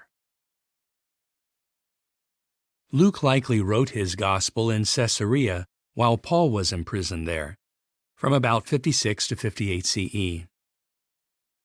So although appearing after Mark in the Bible, Luke was the second of the 4 Gospels to be written. In addition to having access to Matthew's Gospel, Luke was no doubt moved by God's Spirit to interview reliable eyewitnesses of Jesus' ministry and to examine trustworthy historical documents. Luke contains 24 chapters. Chapters 1 and 2 provide information about the early years of John the Baptist and Jesus. As foretold by an angel, Elizabeth gives birth to John. Mary gives birth to Jesus about 6 months later. Did you know? Luke is the only gospel writer who included an account of Jesus as a 12-year-old boy. Luke may have obtained this family history from Jesus' mother, Mary. Chapter 3 provides material that aids in determining when John the Baptist and Jesus began their ministries. Noteworthy, too, is the record of Jesus' genealogy, tracing Mary's family through King David and all the way back to Adam, son of God. Chapters 4 to 9 relate the preaching and healing work of Jesus' early ministry, primarily in the region of Galilee. Luke conveys not only specific details regarding the sicknesses that Jesus healed, but also conveys the compassion with which Jesus cured people. Chapter 6 describes how Jesus, after a whole night in prayer, chooses his 12 apostles. In chapter 9, Jesus sends out the 12 to preach the kingdom message and to heal the sick. Chapter 10 to the middle of chapter 19 describes events that mostly take place in Judea and Perea. Jesus increases the number of kingdom proclaimers by sending out 70 more disciples to preach the message. Jesus' parables of the neighborly Samaritan and the lost son, also known as the prodigal son, are mentioned only in Luke's Gospel. The latter part of chapter 19 to the end of chapter 23 records Jesus' final public ministry in and around Jerusalem and events surrounding his death. Chapter 21 includes Jesus' prophecy pertaining to the destruction of Jerusalem and to the last days of this system of things. Luke adds pestilences as a feature of the last days, a detail not mentioned in the accounts of Matthew or Mark. The final chapter records events relating to Jesus' resurrection. Luke is the only gospel writer who describes Jesus' ascension to heaven.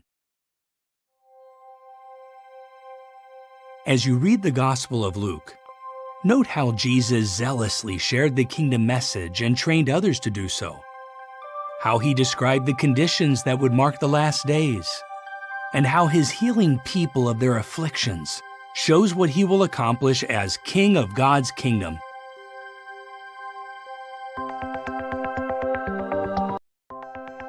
An introduction to the book of John. When he was a much younger man, John and his brother James were mending their fishing nets alongside the Sea of Galilee when Jesus invited them to be his followers. After the Passover of 31 CE, Jesus chose John as one of his 12 apostles. John was among Jesus' closest companions, and the disciple to whom he entrusted the care of his mother, Mary. The Gospel of John is the last of the 4 Gospels. It was written about 98 CE in or around Ephesus, nearly 65 years after Jesus' death. During those decades, Jesus' prophecy concerning the destruction of Jerusalem was fulfilled. It is said that 92% of this book contains material not covered in the other Gospels. John writes about love more than any other Gospel writer. The book of John contains 21 chapters. Chapter 1 reveals Jesus' role in the heavens before coming to earth. He is described as the one through whom Jehovah created all other things. Jesus is called the Word, highlighting his assignment as Jehovah's spokesman. Chapters 2 to 6 cover about 2 years of Jesus' ministry. Chapter 2 describes Jesus' first miracle at a wedding feast in Cana. When the wine ran out, he miraculously turned some 380 liters or 100 gallons of water into fine wine. Seeing this miracle strengthened the faith of Jesus' disciples.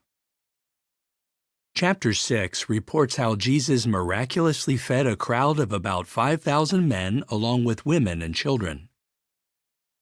Chapters 7 to 12 cover the events following the Passover of 32 CE. Jesus travels to Bethany and resurrects his friend Lazarus. Although Lazarus had been dead for 4 days, he comes back to life at Jesus' command. Chapter 12 contains a description of Jesus' triumphal entry into Jerusalem. A large crowd greets him with the words, "Save, we pray you! Blessed is the one who comes in Jehovah's name, the King of Israel." Chapters 13 to 19 relate the events of just one day, Nisan 14, 33 CE. Jesus celebrates the Passover with his apostles in an upper room in Jerusalem. Did you know?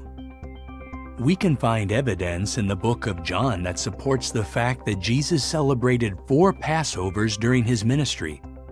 This provides one of the lines of evidence that his ministry was 3.5 years long. Showing great humility at the final Passover, Jesus performs the duty of a servant, washing the feet of his apostles. Later that evening, Jesus says, "I am giving you a new commandment, that you love one another, just as I have loved you." The commandment was new because it required that Christ's disciples show love to a greater degree. Chapter 17 contains Jesus' last prayer in the presence of his disciples. Later in the Garden of Gethsemane, Jesus fearlessly identifies himself to the soldiers who come to arrest him. Shortly thereafter, Jesus suffers death for all mankind. Chapters 20 and 21 relate how the resurrected Jesus appears to his disciples on various occasions. As you read the Gospel of John, note Jesus' love for mankind, his example of humility, and his identity as the Messiah, the King of God's kingdom.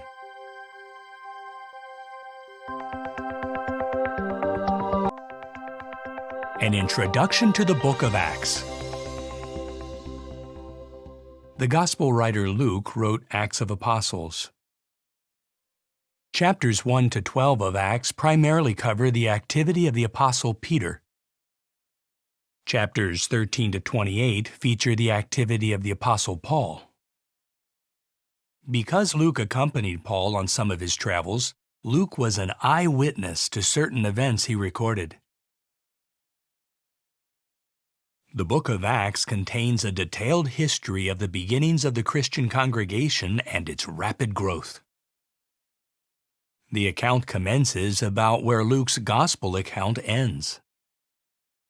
Acts covers a period of approximately 28 years, from Jesus' ascension to heaven in 33 CE to about 61 CE, while Paul is still under house arrest in Rome, awaiting the outcome of his appeal to Caesar. The Gospel of Luke and Acts of Apostles were written just a few years apart, and were both addressed to the same individual, Theophilus. Did you know? When Luke wrote his Gospel account, he addressed Theophilus with the title Most Excellent, possibly indicating that Theophilus had been a prominent official. However, Luke does not use that title in Acts, which could suggest that he was writing to Theophilus as a mature Christian. Acts of Apostles contains 28 chapters. In chapter 1, Jesus tells his disciples that they will be witnesses of him to the most distant part of the earth. He then ascends to heaven. Chapter 2 records that 10 days later, on Pentecost 33 CE, Holy Spirit is poured out on about 120 disciples. Later that day, about 3,000 people are baptized. Chapters 3 to 9 relate early examples of how the disciples zealously preach and perform miraculous signs. Although they face strong opposition, they boldly continue to spread the Christian message. Stephen, an early Christian, is even murdered because of his faith. A man named Saul witnesses and approves of the execution of Stephen. However, not long after that, Jesus appears to Saul on the road to Damascus. Subsequently, Saul becomes a Christian and is later known as the Apostle Paul. Chapters 10 and 11 describe a period of peace enjoyed by the disciples. Jehovah uses the Apostle Peter to expand the preaching work to include Gentiles, or non-Jews. During this time of expansion, the term Christians is coined to identify Christ's disciples. In chapter 12, persecution breaks out again. Herod puts the Apostle James to death and imprisons Peter, who was later released by an angel.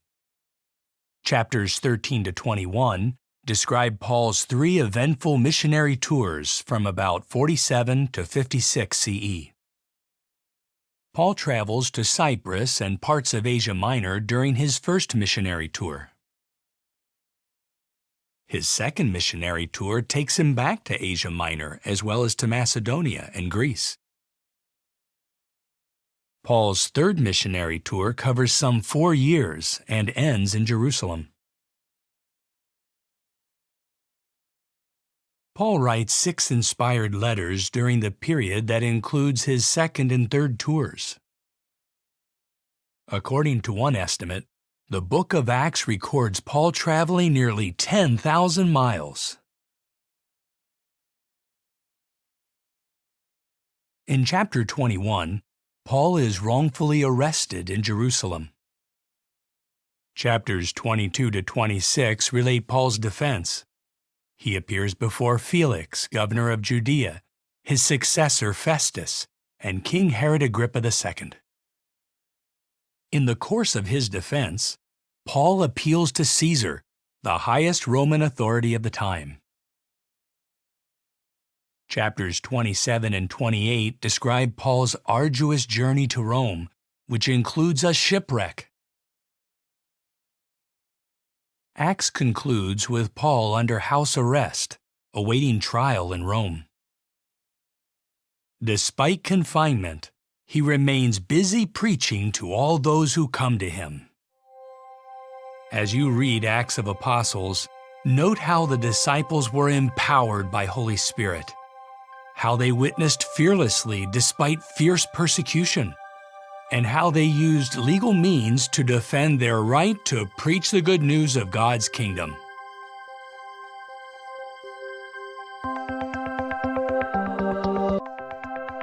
An introduction to the book of Romans. Romans is placed first in the listing of 21 letters in the Christian Greek Scriptures. The Apostle Paul wrote 14 of these letters, including Romans. Likely in 52 CE, Paul embarked on his third missionary tour. While in Corinth in about 56 CE, Paul wrote to the Christians in Rome, a city that he had not yet visited. The letter to the Romans contains 16 chapters. In chapter 1, Paul expresses his desire to visit the Christians living in Rome in order to enjoy an interchange of encouragement. He also explains that the world's ungodly conduct is inexcusable because God's invisible qualities are clearly seen in His creative works. Did you know? Paul used Tertius as his secretary to write this letter. The faithful sister Phoebe may have delivered this letter to Rome, or may have accompanied the person who did.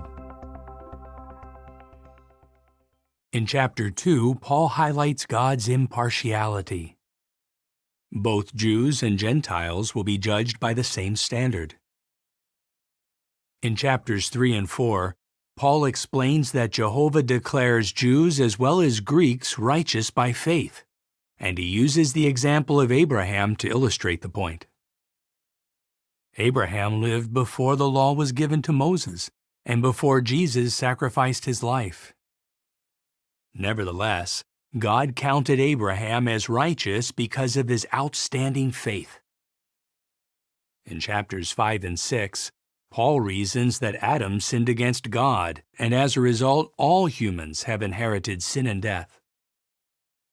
Relief is possible only through faith in Jesus and his sacrificial death.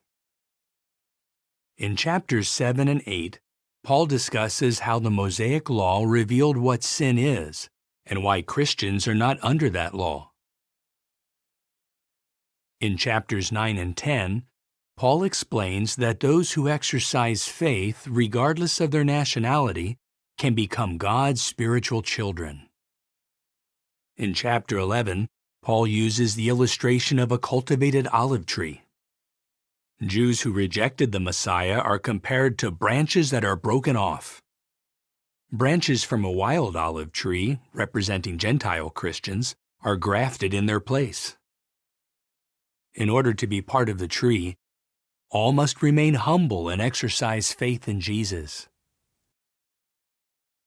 In chapters 12 and 13, Paul exhorts Christians to be peaceable with all, to love one another, and to respect governmental authorities. In chapters 14 and 15, Christians are counseled to stop judging one another, but rather to support those who are weak. In chapter 16, Paul concludes with words of encouragement and warm personal greetings, mentioning 26 individuals by name. As you read the inspired letter to the Romans, note how God is impartial in his dealings with all people, how Christians should be peaceable with others, and how freedom from sin and death comes only by exercising faith in Jesus, the King of God's kingdom.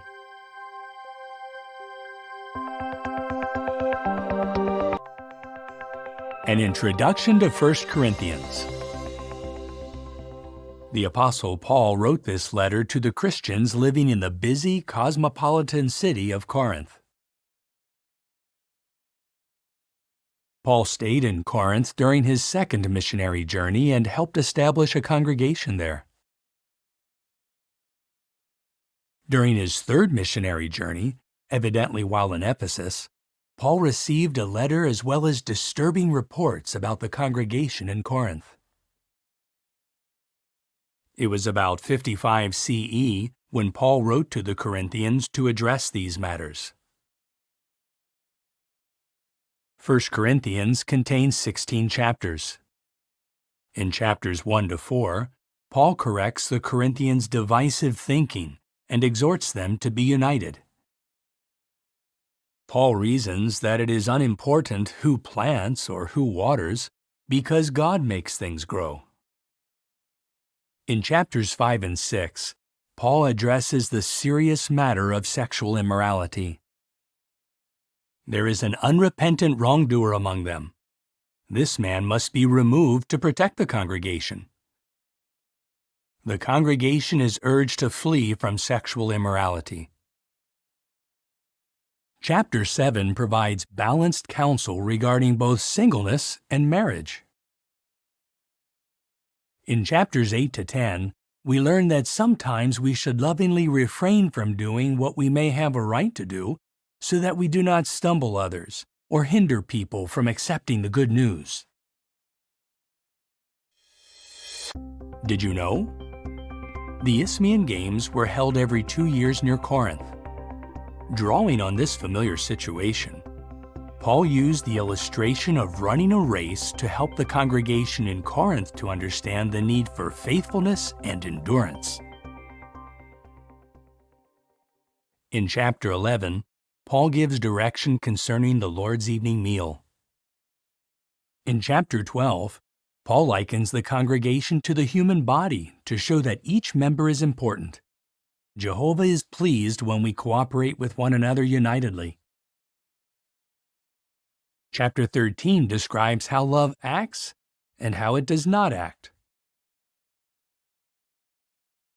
Chapter 14 explains that congregation meetings should be orderly and harmonious. In chapter 15, we find confirmation that the resurrection hope is certain. Paul refers to fulfilled prophecy as well as eyewitness accounts of Jesus' resurrection. He explains that victory over sin and death comes through the ransom sacrifice of Jesus Christ. In chapter 16, Paul gives direction regarding the collection for the impoverished Christians in Jerusalem.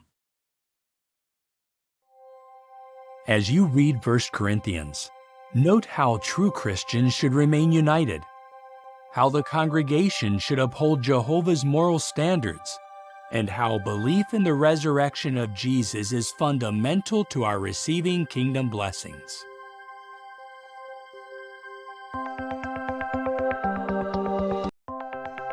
An Introduction to 2 Corinthians. Paul wrote his second inspired letter to the Corinthians some months after the congregation received his first. Titus had been sent to Corinth to assist in the collection for the brothers in Judea, and possibly also to observe the Corinthians' reaction to Paul's first inspired letter to them. When Titus left Corinth, he traveled to meet Paul. Because Titus brought a good report, Paul rejoiced and wrote to the Corinthians yet again. 2 Corinthians has 13 chapters. In chapter 1, Paul refers to Jehovah as the Father of tender mercies and the God of all comfort, who comforts us in all our trials. In chapter 2, Paul reassures the congregation of his love for them, mindful of the strong counsel he gave them in his first inspired letter. The wrongdoer who had been expelled from the congregation has now changed his ways and should be forgiven and welcomed back. In chapter 3, Paul writes that being adequately qualified as ministers comes from God. Chapter 4 describes the ministry of the new covenant as a treasure in earthen vessels. Although we are simply imperfect earthen vessels, the message we preach can bring everlasting life to us and to those who listen to us. In chapter 5, Paul states, "The love the Christ has compels us." We cannot accept the extraordinary love of Christ without feeling compelled to live for Him. His love motivates us to imitate His example. Chapter 6 explains that fellowship between one who is a true Christian and one who is not would be an uneven yoke. It could result only in harm to the Christian's faith. Chapter 7 contrasts godly sadness with the sadness of the world. Godly sadness results when a person sees wrongdoing as a sin against God. This moves the person to seek forgiveness and turn from his wrong course. The sadness of the world is different. In this case, although a person may be sad that his wrongdoing was exposed, he has no desire to gain God's forgiveness. In chapters 8 and 9, Paul encourages the Corinthians to follow through with the relief ministry to help the brothers experiencing adversity in Judea. Did you know? Paul used forms of the same Greek word for ministry to describe the preaching and teaching work, as well as the work of providing relief. Thus, relief work is part of a Christian sacred service to Jehovah. Because of the bad influence of false apostles, arguments are set forth in chapters 10 to 13 to counteract their teaching. Paul reminds the congregation that scriptural truth can overturn strongly entrenched doctrines, practices, and attitudes that reflect imperfect human wisdom. As you read 2 Corinthians, note how Jehovah, the God of all comfort, strengthens and sustains His servants, how genuine repentance leads to friendship with God, and how even fragile humans can proclaim the good news of God's kingdom.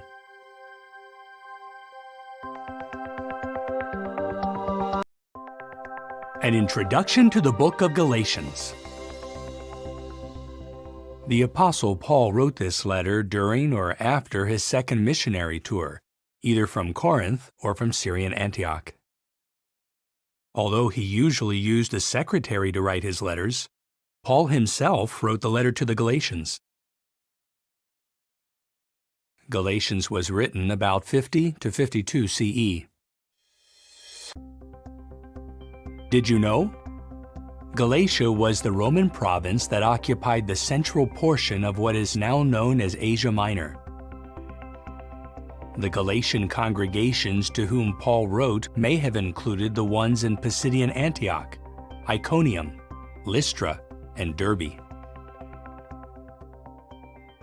Paul used this letter to counteract the work of false teachers who were asserting that observance of the Mosaic Law was an essential part of true Christianity. The letter to the Galatians has 6 chapters. In chapter 1, Paul relates his own experience of conversion from Judaism to Christianity. He reminds the Galatians that what he has taught them came through a revelation by Jesus Christ, and that they should not deviate from it. In chapters 2 and 3, Paul reasons that works of law cannot make one righteous.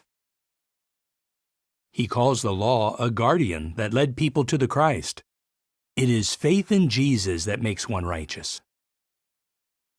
Paul identifies Abraham's spiritual offspring as Christ and those who are heirs with Christ. The Galatians, though, are in danger of becoming enslaved to the teachings of men, Paul warns in chapters 4 to 6. In chapter 4, Paul introduces a symbolic drama using the example of Hagar and Sarah and their children, Ishmael and Isaac. Hagar and Ishmael correspond with enslaved earthly Jerusalem and her children, or citizens. Sarah and Isaac correspond with the Jerusalem above, the heavenly part of Jehovah's organization, and her children, the Spirit-anointed and free sons of God. That freedom, however, should not be used as an excuse to pursue a sinful course, Paul cautions. He contrasts the works of the flesh with the fruitage of God's Spirit, and he teaches that we reap what we sow. As you read the letter to the Galatians, note how Christians can be declared righteous only by means of faith. How those who display the fruitage of God's Spirit reap benefits, and how Abraham's spiritual offspring are identified as Christ Jesus and the joint heirs of his everlasting kingdom.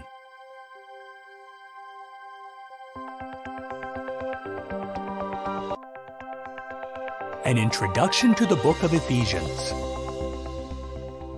The Apostle Paul first came to the port city of Ephesus on his second missionary tour, probably in 52 CE, accompanied by Aquila and Priscilla. After a short visit, Paul departed, leaving Aquila and Priscilla behind to continue preaching and teaching.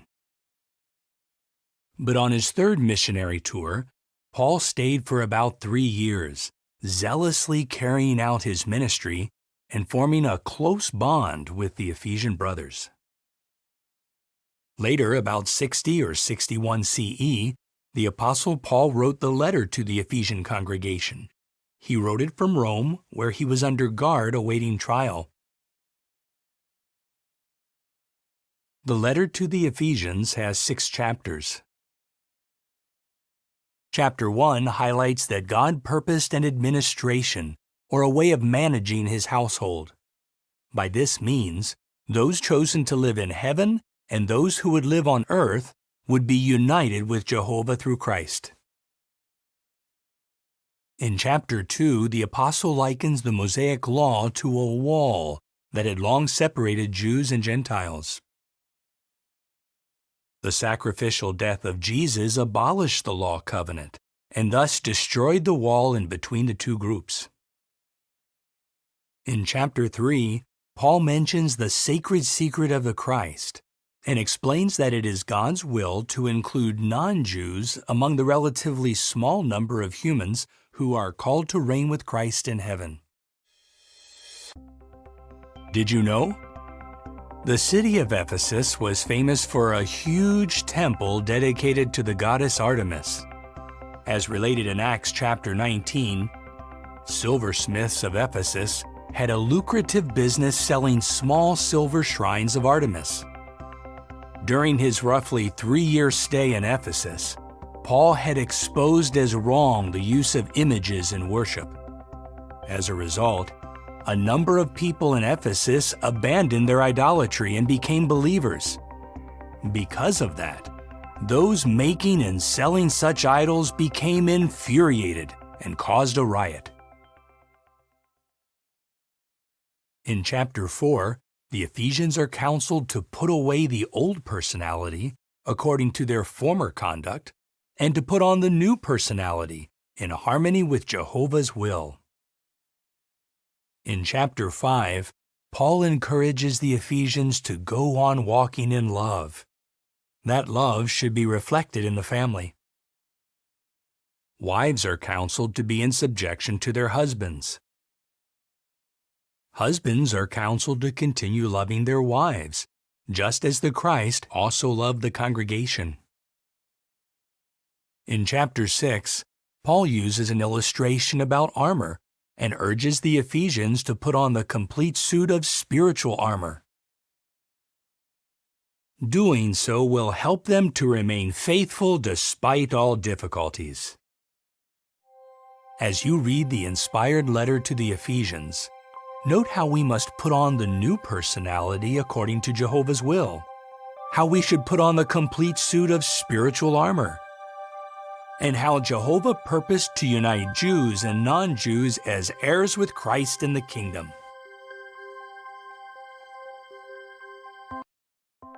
An introduction to the book of Philippians. The Apostle Paul wrote this inspired letter from Rome, where he was under house arrest.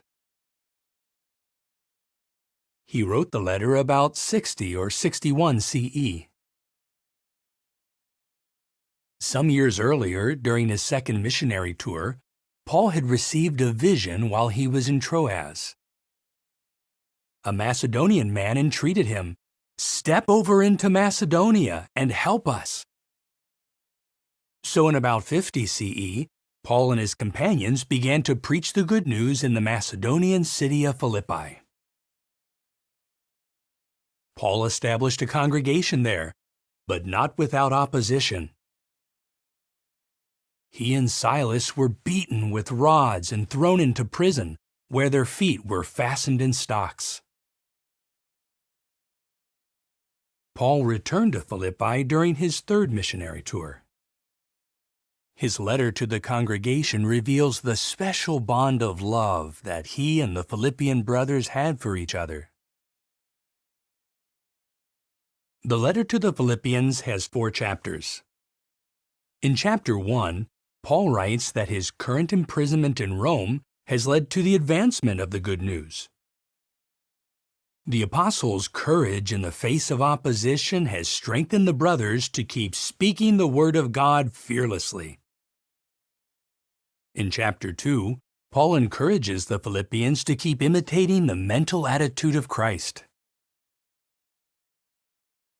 The Philippians are then commended for shining as illuminators in the world. Did you know?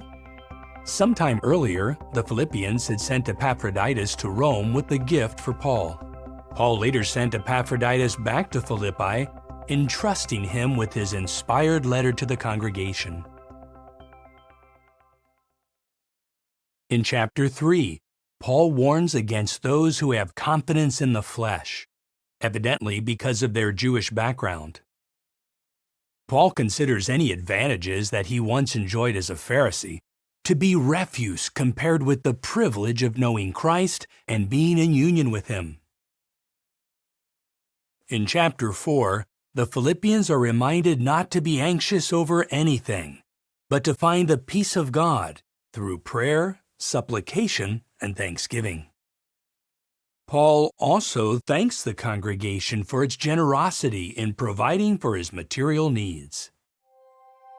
As you read the letter to the Philippians, note how our being steadfast under trial can encourage others to stand firm.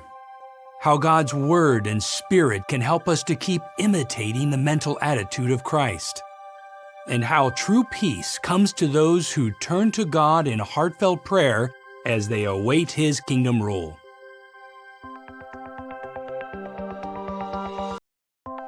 An introduction to the book of Colossians.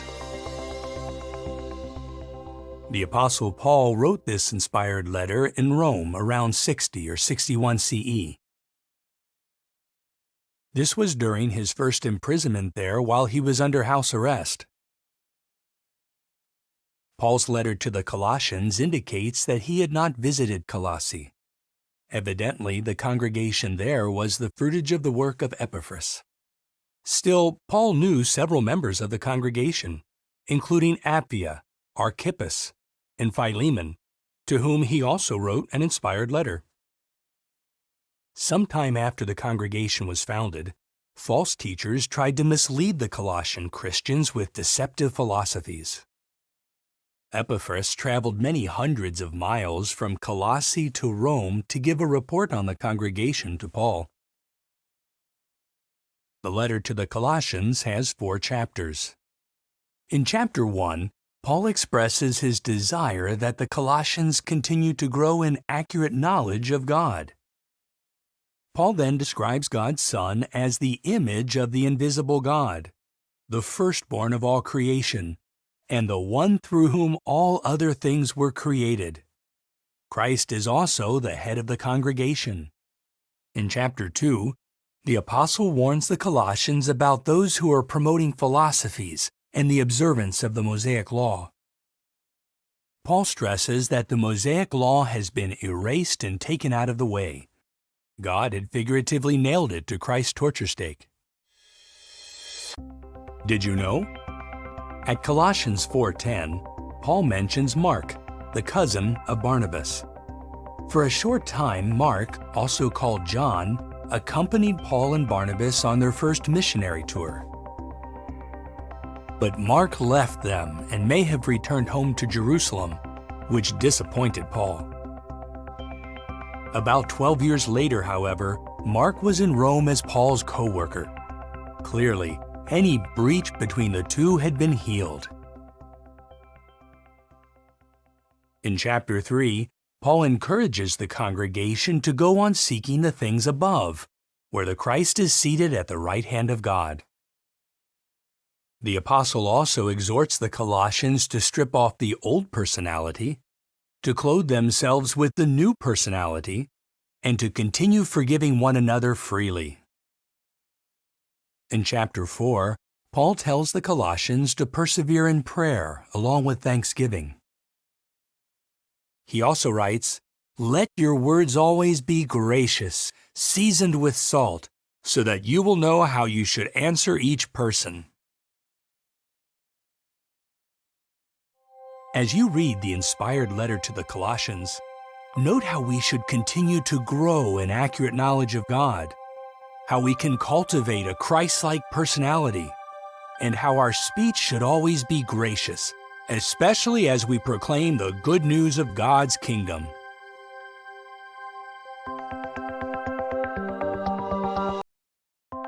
An introduction to 1 Thessalonians.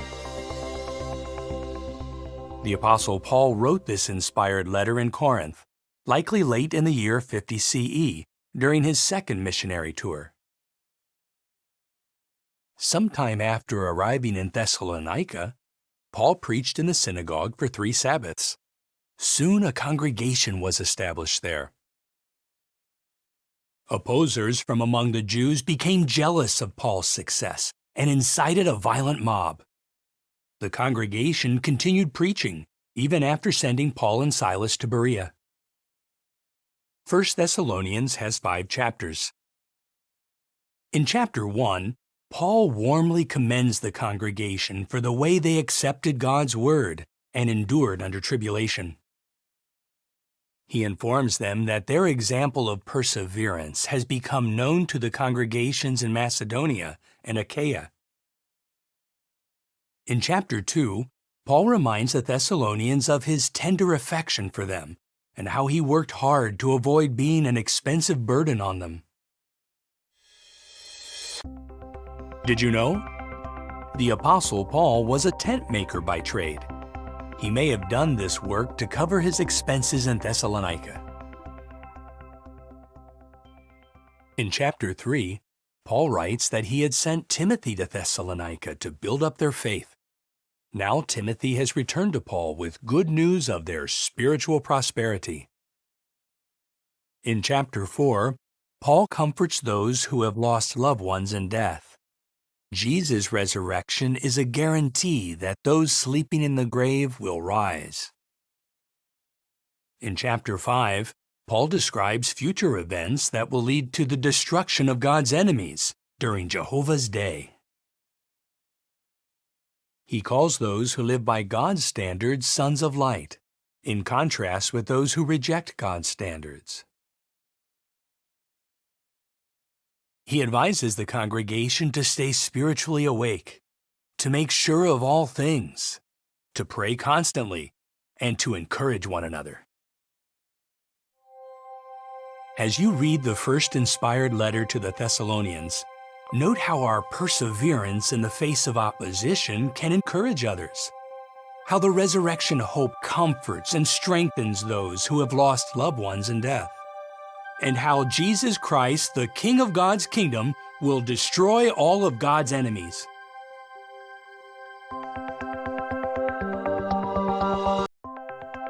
An introduction to 2 Thessalonians. The Apostle Paul was inspired to write this weighty letter in Corinth about 51 CE, shortly after he wrote his first letter to the Thessalonians. In his first letter, Paul encouraged the brothers to live quietly, to mind their own business, and to work hard to care for their physical needs. This counsel was still appropriate. Evidently, some were still meddling in the affairs of others, and were reluctant to work to provide for their material needs.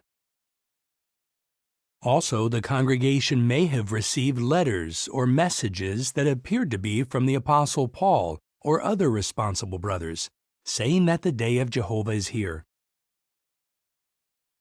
The second letter to the Thessalonians has 3 chapters. In chapter 1, Paul commends the brothers for their faith and endurance, and he explains that those suffering tribulation will get relief when the glorified Christ comes in kingdom power to destroy God's enemies. In chapter 2, Paul's letter explains that certain things must happen before Jehovah's Day arrives. Those things include the development of a great apostasy and the revealing of the man of lawlessness, a composite group of apostate religious leaders. This symbolic man would exalt himself over the congregations. Did you know?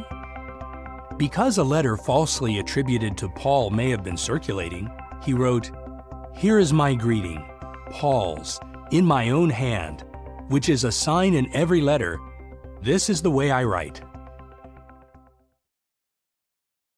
In chapter 3, Paul counsels the congregation to mark and stop socializing with any members who are still walking disorderly, perhaps because of their being unwilling to work.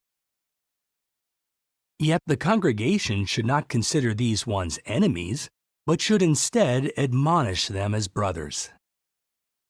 The goal is to move them to repentance. As you read 2 Thessalonians, note how Satan can use proud, wicked men to corrupt the pure teachings of Christ. How we are wise to stop socializing with disorderly ones while admonishing them as brothers. And how we need to endure tribulation as we patiently await kingdom rule.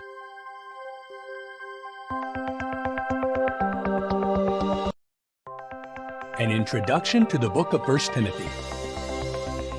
The Apostle Paul's first letter to Timothy was written from Macedonia about 61 to 64 CE. Paul indicates that Timothy was in Ephesus at the time. Paul wrote 1 Timothy to set out organizational procedures in the congregation and to warn against false teachings and the love of money. 1 Timothy has 6 chapters. In chapter 1, Paul encourages Timothy to remain in Ephesus so that he may correct those who have deviated from Christ's teachings.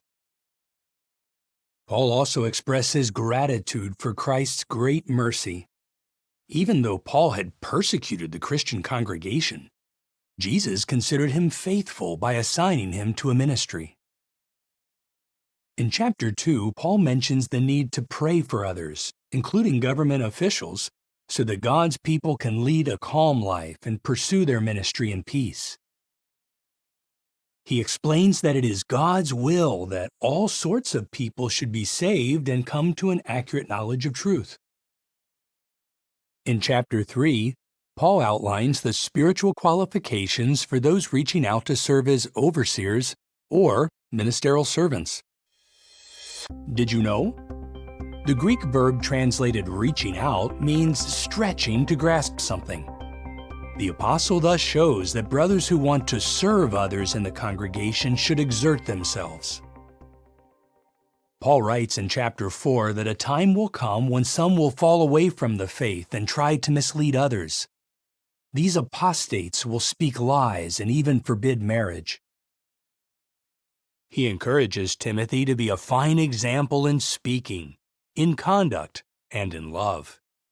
Timothy should continue applying himself to public reading and to teaching. In chapter 5, Paul counsels Timothy to treat older men as fathers, younger men as brothers, older women as mothers, and younger women as sisters. He explains to Timothy that, if necessary, the congregations are to provide material aid to elderly widows who are truly in need and have a reputation for fine works. In chapter 6, the apostle states that those who teach things contrary to Christ's teachings are puffed up with pride. Paul also mentions that those who are determined to be rich fall into temptation and a snare and many harmful desires.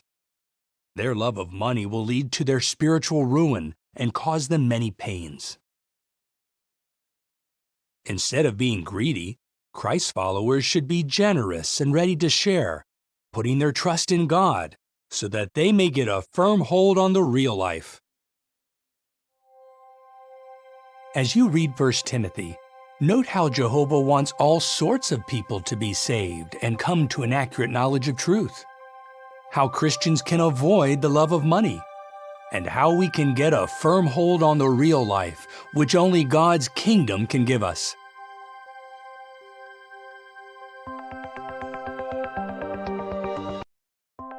An introduction to 2 Timothy. This letter was written by the Apostle Paul in Rome about 65 CE.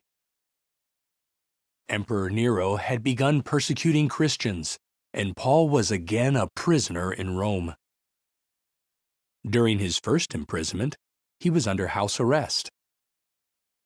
This time his situation was far more serious. He was not only in chains, but he was also facing imminent death.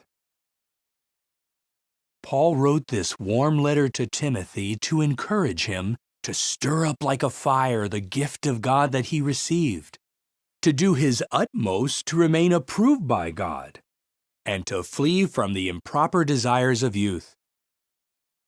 2 Timothy has 4 chapters. Paul opens his letter with warm encouragement for Timothy, who may still be in Ephesus. Paul mentions that some brothers in Asia have turned away from him. But he commends Onesiphorus, who courageously searched for Paul to minister to him. In chapter 2, Paul tells Timothy to teach other faithful men the many things he learned from Paul. The apostle urges Timothy to reject foolish and ignorant debates, knowing that they produce fights. Did you know? Paul's second letter to Timothy is the last of 14 books that the apostle was inspired to write over a period of about 15 years. He wrote at least 5 of those books while he was in confinement in Rome, the book of Hebrews being written either shortly before or shortly after his release. In chapter 3, Paul foretells what people in general will be like during the last days of Satan's world. Paul then reminds Timothy that the Scriptures, which are inspired of God, are able to make him wise for salvation. Paul also says that all those desiring to live with godly devotion in association with Christ Jesus will be persecuted. In chapter 4, Paul solemnly charges Timothy to preach the word urgently, because the time is coming when some will reject the truth, preferring to have their ears tickled with false stories. Paul then indicates that his death is near, so he asks Timothy to come to him quickly and to bring Mark along.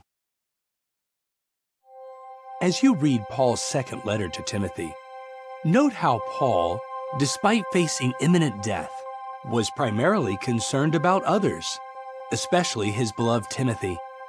How all those desiring to live with godly devotion will be persecuted, and how, like Paul and Timothy, we should fully accomplish our ministry as we keep our focus on God's kingdom. An introduction to the book of Titus. The Apostle Paul's inspired letter to Titus was written about 61 to 64 CE. Paul may have written it in Macedonia sometime after his first imprisonment in Rome. Evidently, after his release, Paul served with Titus in Crete. After the apostle left, Titus remained. Titus had a difficult assignment in Crete. As a whole, the people there had a reputation for dishonesty, laziness, and gluttony. Those bad traits had influenced some in the congregation. So in his letter, Paul asked Titus to correct problems in the congregations in Crete and to appoint qualified men to serve as elders. The letter to Titus has 3 chapters. Chapter 1 sets out the spiritual qualifications for congregation elders. Paul then tells Titus to reprove with severity those who try to mislead their brothers. The deceivers include rebellious men, profitless talkers, and those who insist on adherence to circumcision. In chapter 2, Paul sets out many of the fine qualities that should be displayed by Christian men and women, including slaves. Paul encourages Titus by telling him to speak and act with full authority, adding, "Do not let anyone look down on you." Did you know? As shown by Titus' record as a Christian overseer, he could be entrusted with delicate and difficult assignments. He was courageous, firm, loving, and evidently a good organizer. Paul was confident that Titus would do a fine job in Crete. In chapter 3, Paul tells Titus to remind the Christians in Crete to obey the secular authorities, to be reasonable, not quarrelsome, and to display mildness toward all.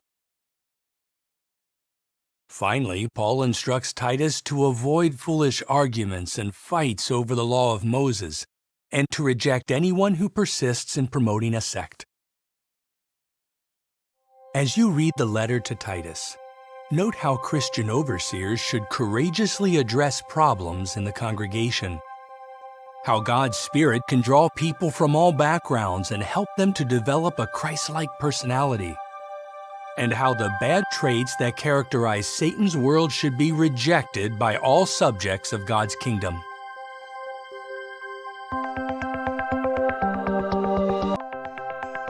An introduction to the book of Philemon. Paul wrote this letter primarily to his friend and spiritual brother Philemon, who lived in the city of Colossae in Asia Minor. Written in Rome about 60 or 61 CE, the letter concerns Philemon's runaway slave Onesimus. Onesimus somehow became associated with Paul in Rome and soon became a Christian. The letter to Philemon has just 25 verses. Paul opens with greetings to Philemon and to the congregation that meets in his house, including Apphia and Archippus. Paul tells Philemon that Onesimus, once considered a useless slave, is now a valuable spiritual brother, so much so that Paul would like Onesimus to stay for some time in Rome. But Paul does not overstep his authority by insisting that Onesimus stay without his master's permission. So Paul sends Onesimus back to Philemon, who lives more than 1,400 kilometers away. On the basis of Christian love and personal friendship, Paul appeals to Philemon to receive Onesimus not as a runaway slave, but as a beloved brother. Paul even writes the entire letter in his own hand, which is unusual for him. Did you know? The letter to Philemon was Paul's only inspired letter addressed primarily to a private person about a private matter. The letter could be considered a reintroduction for Onesimus, a slave who is now also a brother. Paul expresses confidence that Philemon will do even more than what is asked. As you read the letter to Philemon, note how we can express confidence in our brothers. How Paul showed genuine humility by not overstepping his authority, and how he highlighted kindness and forgiveness, qualities that must be displayed by all who want to inherit God's kingdom.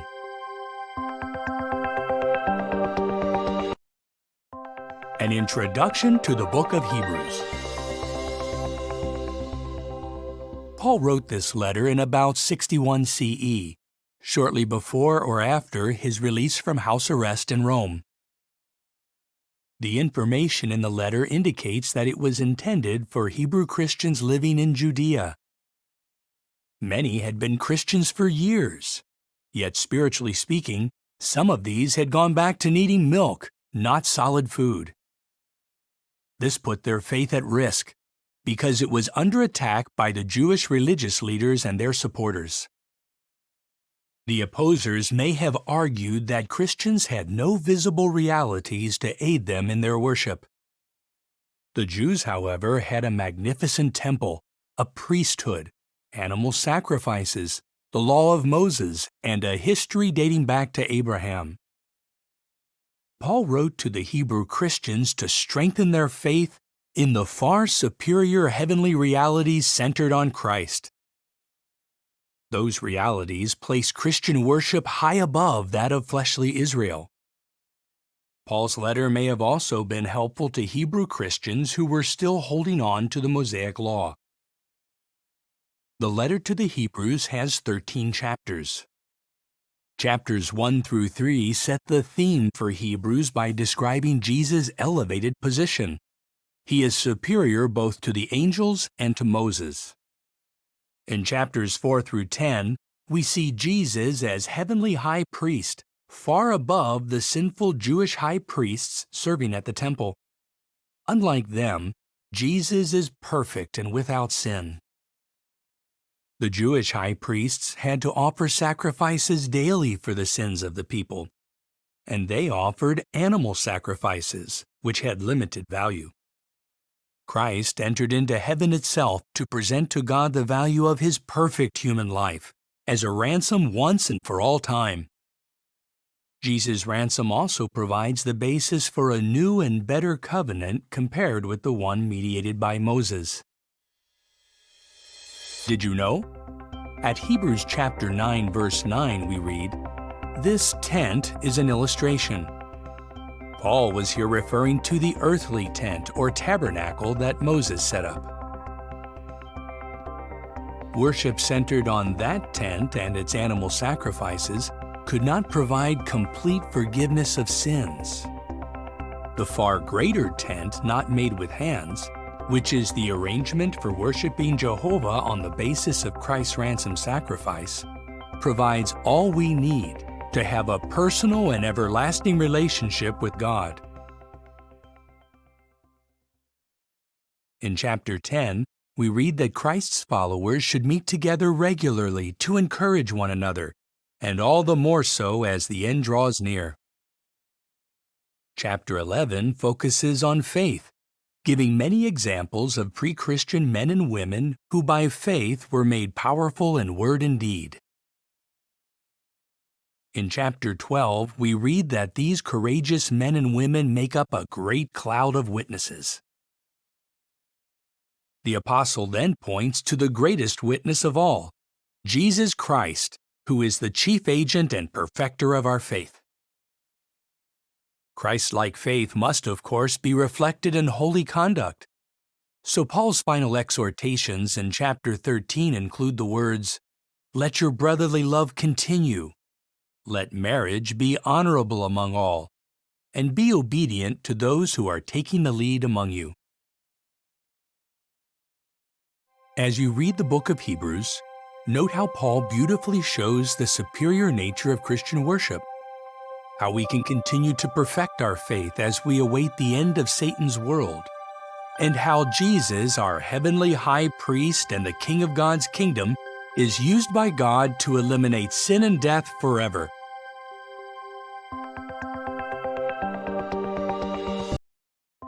An introduction to the letter of James. There is strong evidence that the James who wrote this inspired letter was Jesus' half-brother. James wrote the letter before 62 CE. He was living in Jerusalem at the time. The letter stresses the need to display faith and endurance amid trials, to avoid sins that lead to divine disapproval, and to prove our faith by our works.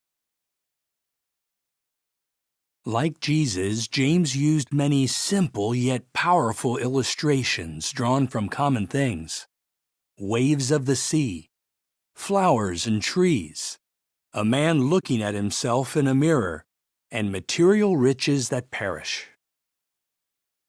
The letter of James has 5 chapters. Chapter 1 reminds us to keep asking God for wisdom, doing so in faith, and that the one who doubts is like a wave of the sea driven by the wind and blown about. Chapter 2 contains strong counsel for those favoring the wealthy over the poor, thus creating class distinctions and violating the royal law of neighborly love. Did you know?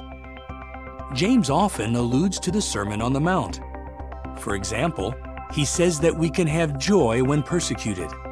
We must do the will of God, not simply hear it. And if we want God to forgive us, we must forgive others. In chapter 3, James uses a variety of comparisons to illustrate our need to control our tongue. Especially is this true of teachers of God's Word. James compares the tongue to such things as the bridle of a horse, the rudder of a ship, a fire, and a spring of water. Chapter 4 explains that wicked conduct has its roots in fleshly desires.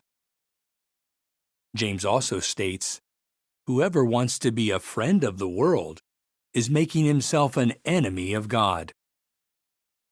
On the other hand, when we oppose the devil and draw close to God, he will draw close to us.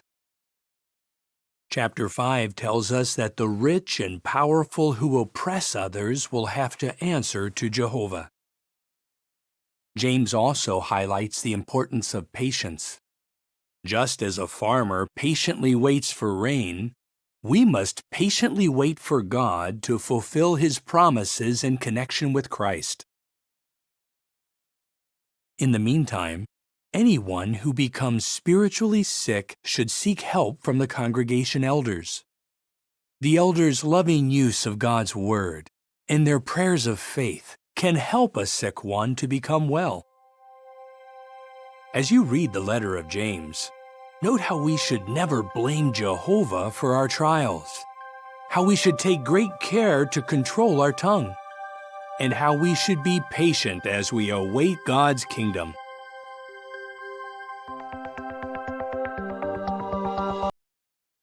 An introduction to 1 Peter. The Apostle Peter identifies himself as the writer of his 2 inspired letters, 1 and 2 Peter.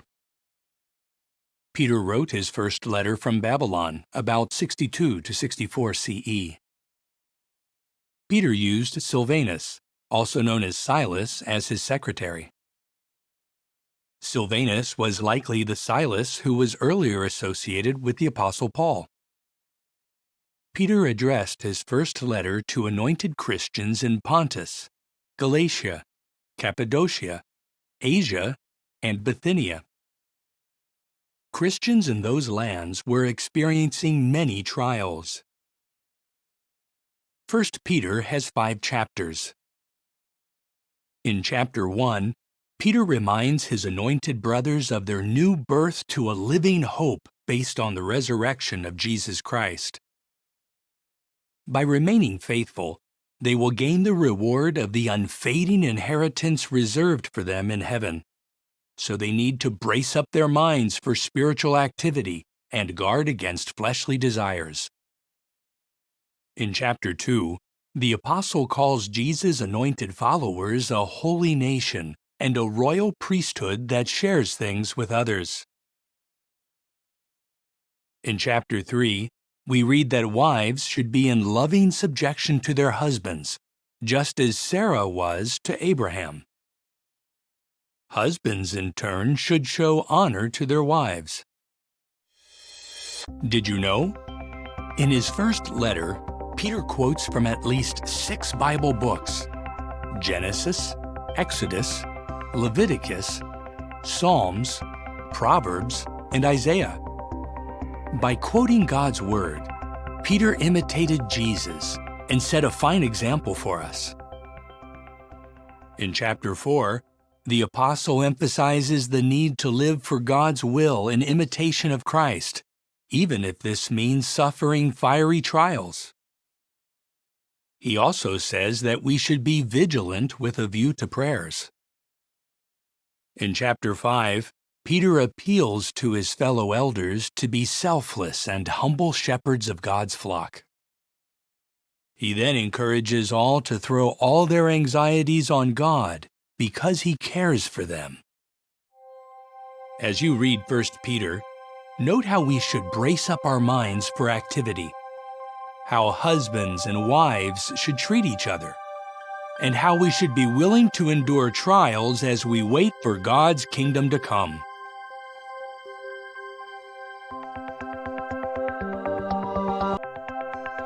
An introduction to 2 Peter. The Apostle Peter identifies himself as the writer of his 2 inspired letters, 1 and 2 Peter. Peter wrote his second letter about 64 CE, shortly after he wrote his first letter. At the time, he may still have been in Babylon or its vicinity. Peter's second letter encourages anointed Christians to make their heavenly calling sure, to guard against false teachers, and to pay attention to the prophetic word.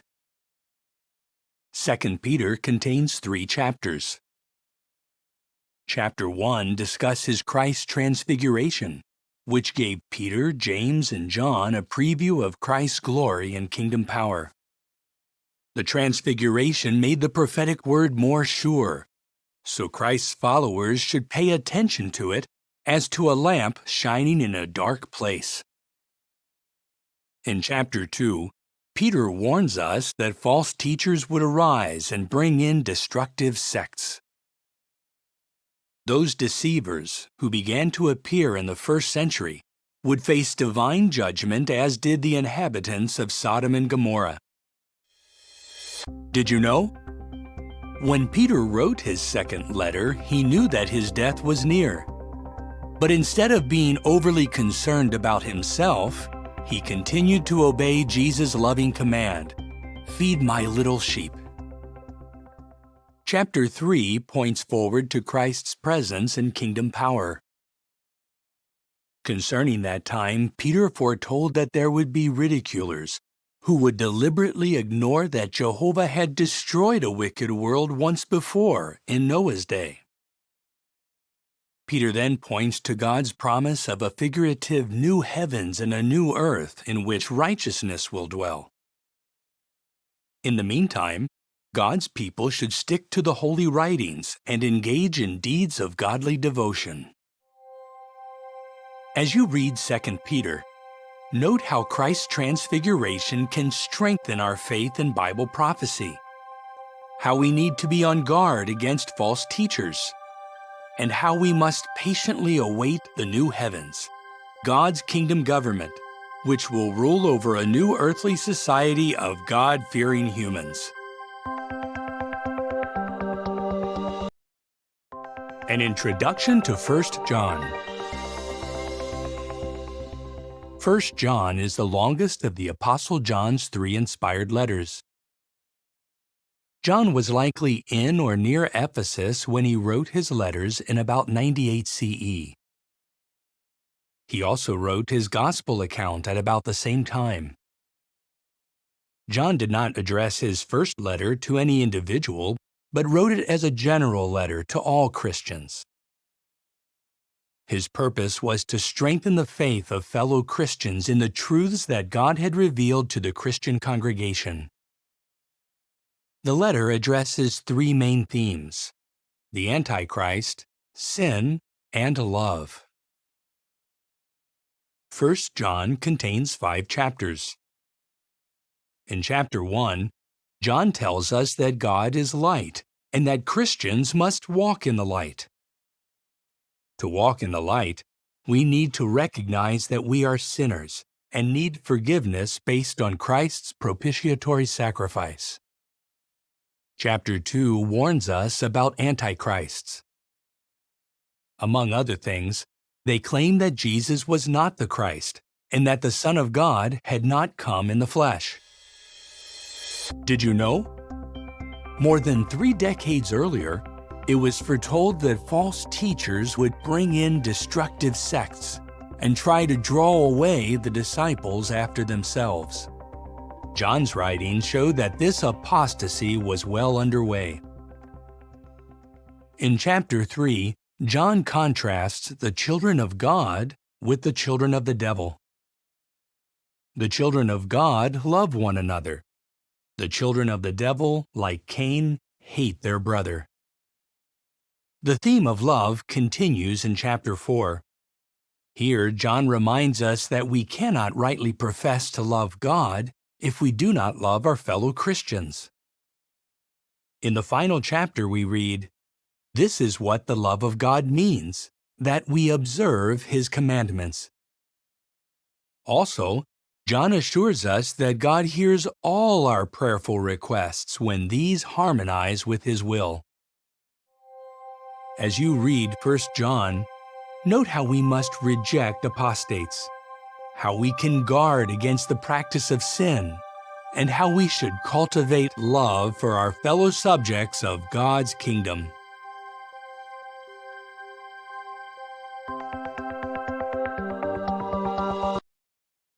An introduction to 2 John.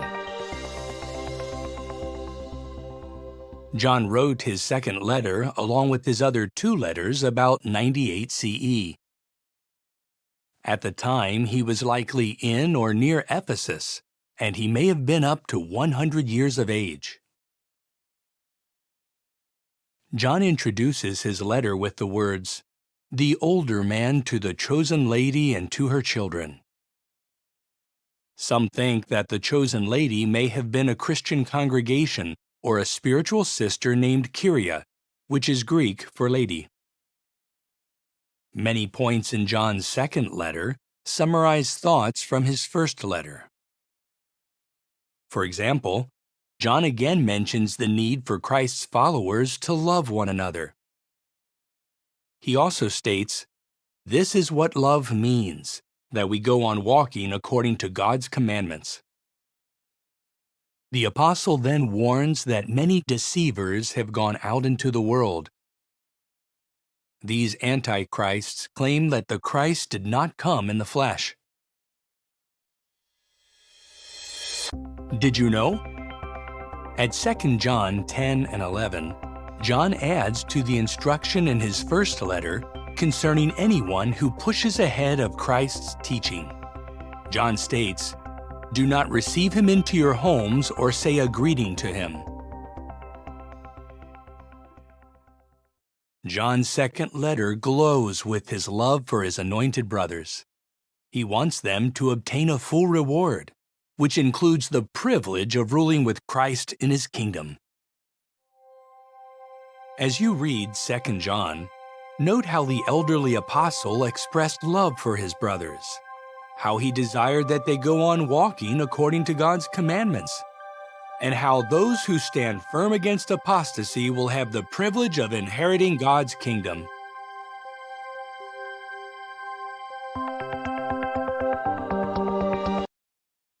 An introduction to 3 John. John wrote his third letter in or near Ephesus about 98 CE. John addressed his third letter to a beloved Gaius, a common Roman name at the time.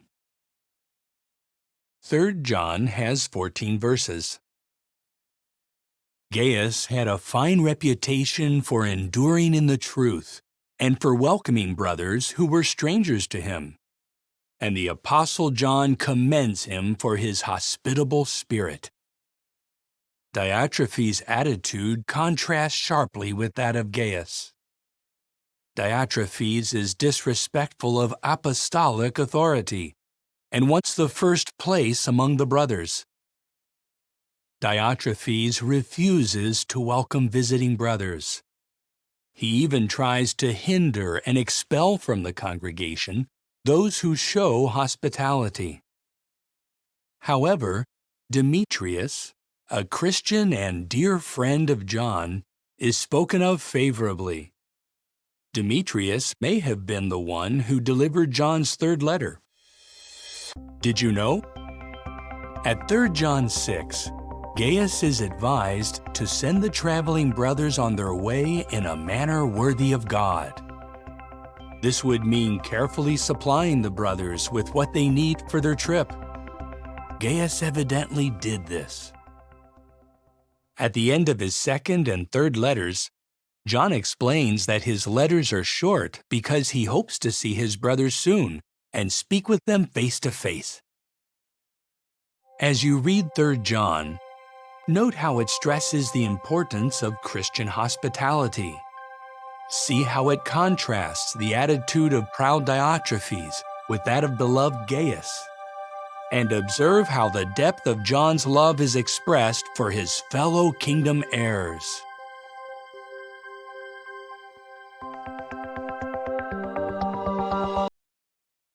An introduction to the book of Jude. The Jude or Judas who wrote this inspired letter was evidently the same Judas named as a half-brother of Jesus Christ. Jude wrote his letter about 65 CE, likely from his Jewish homeland. At the time, a threatening situation had developed. Immoral, animalistic men had begun to slip into the congregation. So Jude stressed the need for Christians to put up a hard fight for the faith. The letter of Jude has 25 verses. In verse 5, Jude reminds us that Jehovah, after delivering his people from Egypt, destroyed the Israelites who showed a gross lack of faith.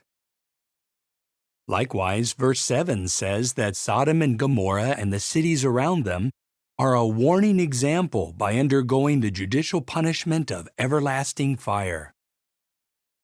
Using powerful metaphors, verses 12 and 13 describe the wicked intruders who enter into the Christian congregation as rocks hidden below water, as waterless clouds carried here and there by the wind, as fruitless trees that have been uprooted, and as wild waves of the sea that cast up the foam. Did you know? Jude's letter has information not found elsewhere in the Bible. Jude alone mentions the Archangel Michael's dispute with the devil over Moses' body. And only Jude mentions Enoch's prophecy that God, using myriads of angels, would execute judgment against the wicked. Jude concludes his letter by urging his brothers to keep themselves in God's love, to continue showing mercy to some who have doubts, and to save them by snatching them out of the fire. As you read Jude's letter, note his many references to examples of God's judgments. Meditate on his vivid illustrations.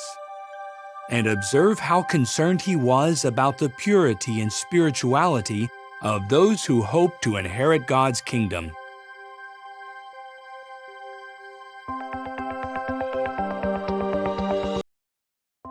An introduction to the book of Revelation. Revelation was written by the Apostle John about 96 CE while he was in exile on the island of Patmos. The book of Revelation is closely linked to the first book of the Bible, Genesis. Genesis tells us how paradise was lost. Revelation tells us how paradise will be regained. Revelation can be viewed as being divided into 16 visions, covering 22 chapters. In chapters 1 to 3, John is told to write messages to 7 congregations, which are in Ephesus, Smyrna, Pergamum, Thyatira, Sardis, Philadelphia, and Laodicea. In chapters 4 and 5, John sees a vision of Jehovah on his throne. God hands a scroll sealed with 7 seals to the Lamb, who is the glorified Christ. In chapter 6, Jesus breaks open 6 of the seals. As he breaks open the first 4 seals, 4 symbolic horsemen ride forth. The rides of the last 3 result in war, famine, and death. In chapter 7, John observes 4 angels holding back the winds of destruction until all spiritual Israelites are sealed. The apostle also sees an innumerable, multinational crowd that has come out of the Great Tribulation. Did you know? At Genesis 3:15, God foretold that the offspring of a symbolic woman would crush the head of the serpent that induced Adam and Eve to rebel against God. Revelation exposes that original serpent as Satan the devil, who used a snake to incite the rebellion in Eden. The symbolic woman's offspring proved to be primarily the Messianic King Jesus Christ. Others were foretold to rule with him in heaven. Revelation says that these co-rulers would number 144,000. In chapters 8 and 9, the Lamb opens the 7th seal. John sees 7 angels with 7 trumpets. The trumpet blasts announce expressions of God's judgment on mankind. In chapters 10 and 11, a strong angel gives John a little scroll, which he is commanded to eat. John is then told to measure the temple sanctuary, after which he observes the experiences of God's 2 witnesses. Then the 7th angel blows his trumpet, and loud voices announce, "The kingdom of the world has become the kingdom of our Lord and of his Christ." In chapter 12, John observes the birth of a son, who is quickly taken away to God and to his throne, and the hurling of Satan and his angels to the earth. Then, in chapter 13, John sees fearsome beasts that dominate mankind. Chapter 14 shows the Lamb standing on Mount Zion with the 144,000. In chapters 15 and 16, 7 angels pour out God's anger on the earth by means of 7 golden bowls. Here we learn that God's great war against the nations will be fought at a symbolic place called Armageddon. Chapters 17 and 18 describe a drunken prostitute called Babylon the Great, who is riding a scarlet-colored wild beast. However, the beast, with its 10 horns, turns on the prostitute and devastates her. In chapter 19, John sees Jesus and his heavenly armies annihilate the wicked. The final 3 visions contained in chapters 20 to 22 describe the abyssing of Satan, the 1,000-year reign of Christ, the earthly resurrection, and the everlasting destruction of both human and spirit rebels. John also sees the glorious New Jerusalem and a river of water of life flowing out from the throne of God and of the Lamb. The banks of the river are lined with trees of life. As you read the book of Revelation, note how the complete fulfillment of God's promise at Genesis 3:15 is described in prophetic visions. See how God, by means of Christ, will remove all wickedness. And see how Jehovah's will is going to be done forever on earth as it is in heaven, thanks to God's kingdom.